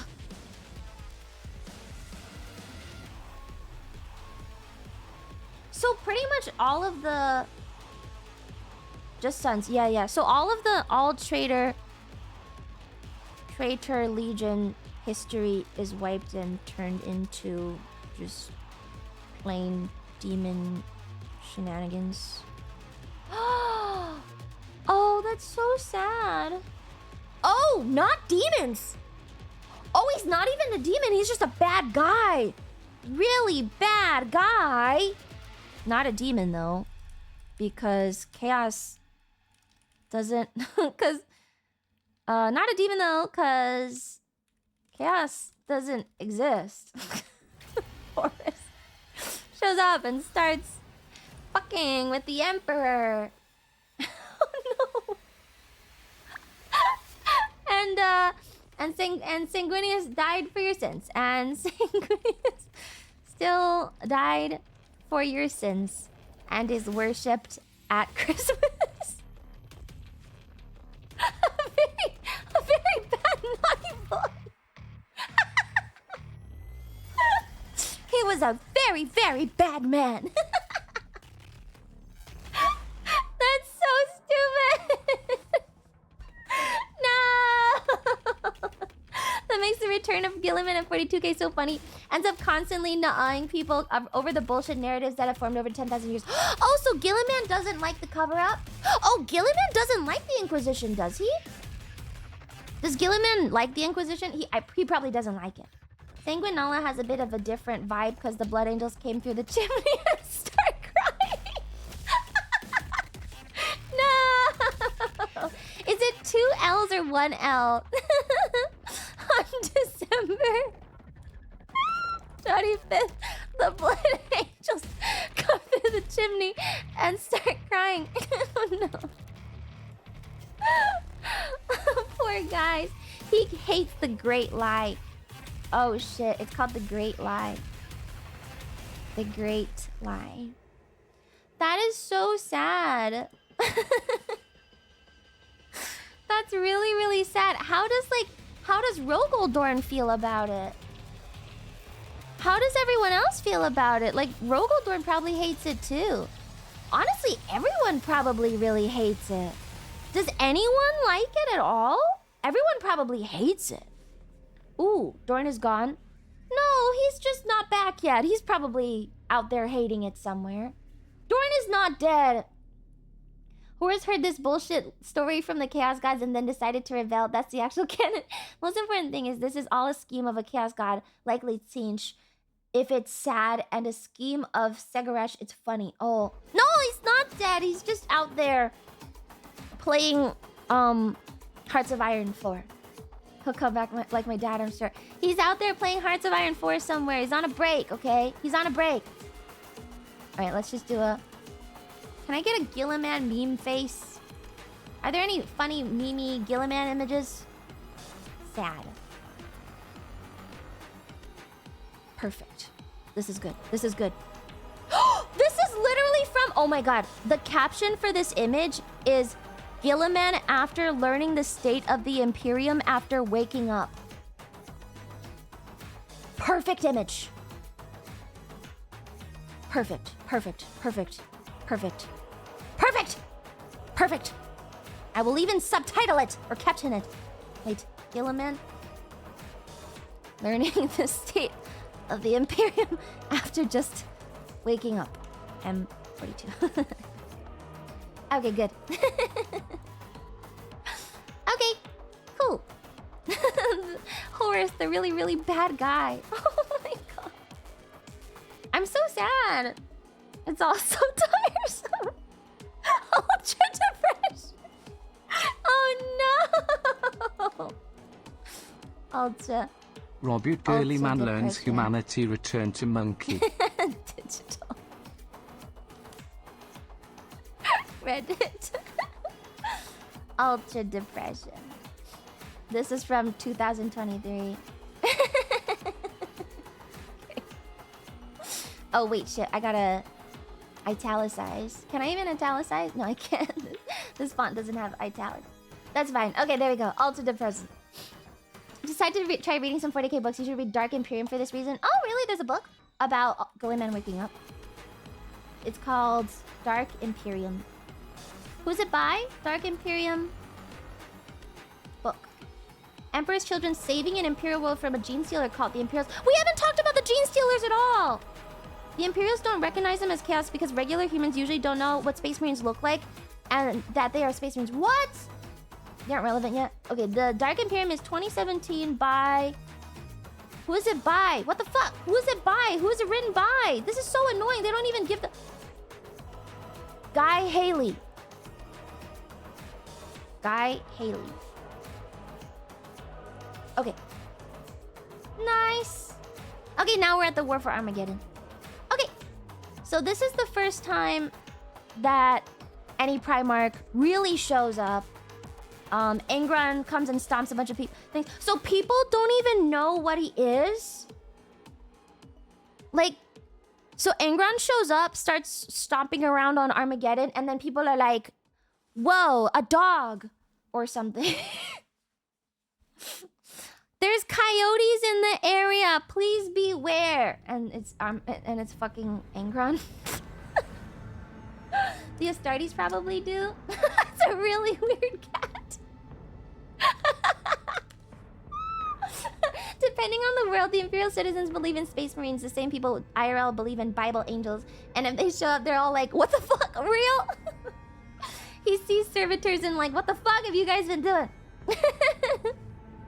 That's a really big dog. Imperium civilians are like, what the fuck? That is a huge dog. Okay, Grey Knights come to stop them. Many die. Space Wolves come infused with Grey Knights. I'm sure the Space Wolves are kind of annoying. The Marines don't know either? Wait, the Marines don't even know his name is Princess. Wait, the Marines don't know either? Marines must know. They aren't the same Marines anymore, but they must know. They're Lemon Rust Marines. They're kind of individualistic and they don't really believe in Imperium shit. They probably know. At least these guys know. Space Wolves are kind of like angry, right? They all know? Okay. Let's make a note then. I'm just gonna write that Space Marines kind of know. Higher ups know the... Okay, wait. Space Marines somewhat know the truth. Higher ups know more. But most is kept secret. Right? By the Inquisition. It's the Inquisition, yeah? The Rune Priests and Scalds know what's going on at least. Angron was meant to be the Avatar of Mercy. I know. We had a very, very sad... We saw his whole arc and we were very sad about it. Yes, we do know that. Alright, let me just center this because this is actually thin too. Some successor chapters are just as ignorant. Really? I was very sad. I didn't like that. I did not like that. And I still feel bad for Magnus, who did nothing wrong. He's a really good guy, actually. Alright, so... Does anything really notable happen? It's just that Chaos comes back and now everyone knows that Chaos is back? Or like, some people know. Space Marines do know. Magnus said one time to another, he felt... Shut up! Shut up! He did nothing wrong! All he did was want to help! He wanted to help! War... wait, I have a tab for Armageddon. Inquisition wants to purge the survivors. Wolves say no. Regional war ensues. Calls them months of shame. Oh, I see. Okay. Grey Knights come... okay, so let's rephrase this. Grey Knights want to purge the civilians because they know about Chaos now. Space Wolves disagree. They feud for months, called the Months of Shame. And then they... It's the first sign that things are gonna go bad. Do you like Magnus because his fingers are an unconventional color too? I just think he never did anything wrong and all he did was want to help, man. And then Bjorn has to be woken up to tell everyone to shut the fuck up. There we go. And that's the end of it. This is the first sign that things are going wrong. Shut up, Magnus did nothing wrong. Alright, so that's the first word for Armageddon. There's 3 of them too? To a certain degree, they won't know because you have to draw your recruit. Yeah. He helped wrongly. He starts flirting with an Inquisitor. Who? Angron does? The Beast comes back. Wait, holy shit, this is where Yarick comes? Oh! This is where Yarick comes? Not the Beast. Oh, it's him, the guy. Oh, it's not the beast. Oh, it's Gazkill. Okay, so it's not the beast. That's the second war. I mean, is there... So we can do second war. Second war of Armageddon. Okay, so Gazgul shows up. Gazgul shows up. That's him with his punchy moon, I guess. Gazgul. Oh! Living mask. Ah! Alright. Need the full name. What's his name? Okay. Okay, so here's the second war. What part of blasting through a barrier is helping anyone? Stop, he didn't know. You're being mean. Okay. This is the prophet of the Wa. Gazgul. Gazgul Mag Uruk Traka. The prophet of the Wa. Good. Good? Good? It's Gazcool? How do you spell it? You're skipping far into the future. Wait, really? But we're at the War for Armageddon. What happens after the War for Armageddon? That's 42K. Oh my god. So this is over here? Are you serious? So now do the Tyranids come in? So we can put the Tyranids here? Tyranids! Wait, he's named after Margaret Thatcher. No way. Good? Gazgul is based on Margaret Thatcher. How is that possible? I don't believe. I don't believe you, man. I don't believe you. Tyranid War is next. Okay. Okay. Whatever you say, man. Whatever you say. Okay. How about this, though? How about this, though?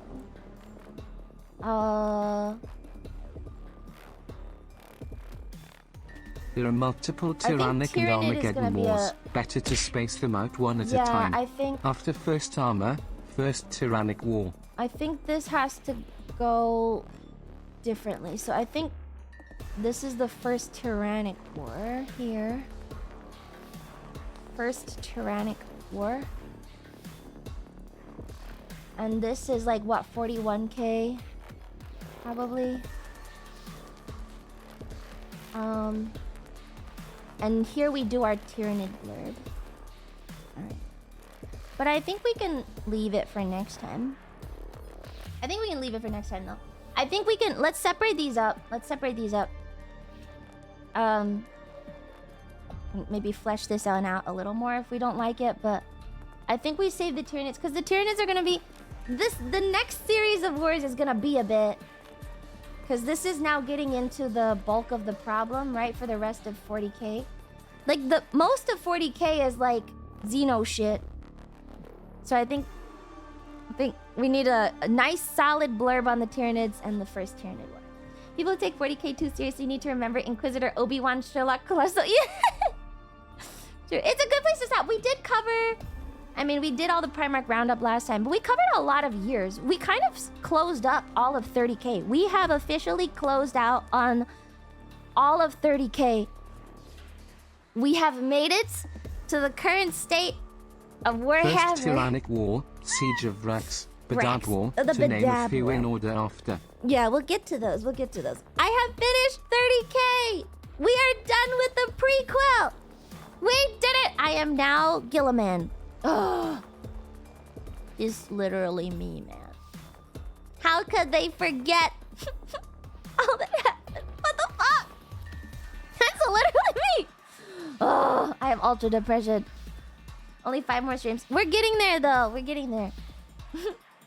First, we have to get One through last 30 years. TTS What? for the road. Yes. Gazgul Magric Throcker, greater than Magric Throcker, Magric- greater than Margaret Thatcher, greater Thatcher. than Margaret Whoa. Thatcher. I love how retarded shit has to stay right to this eras.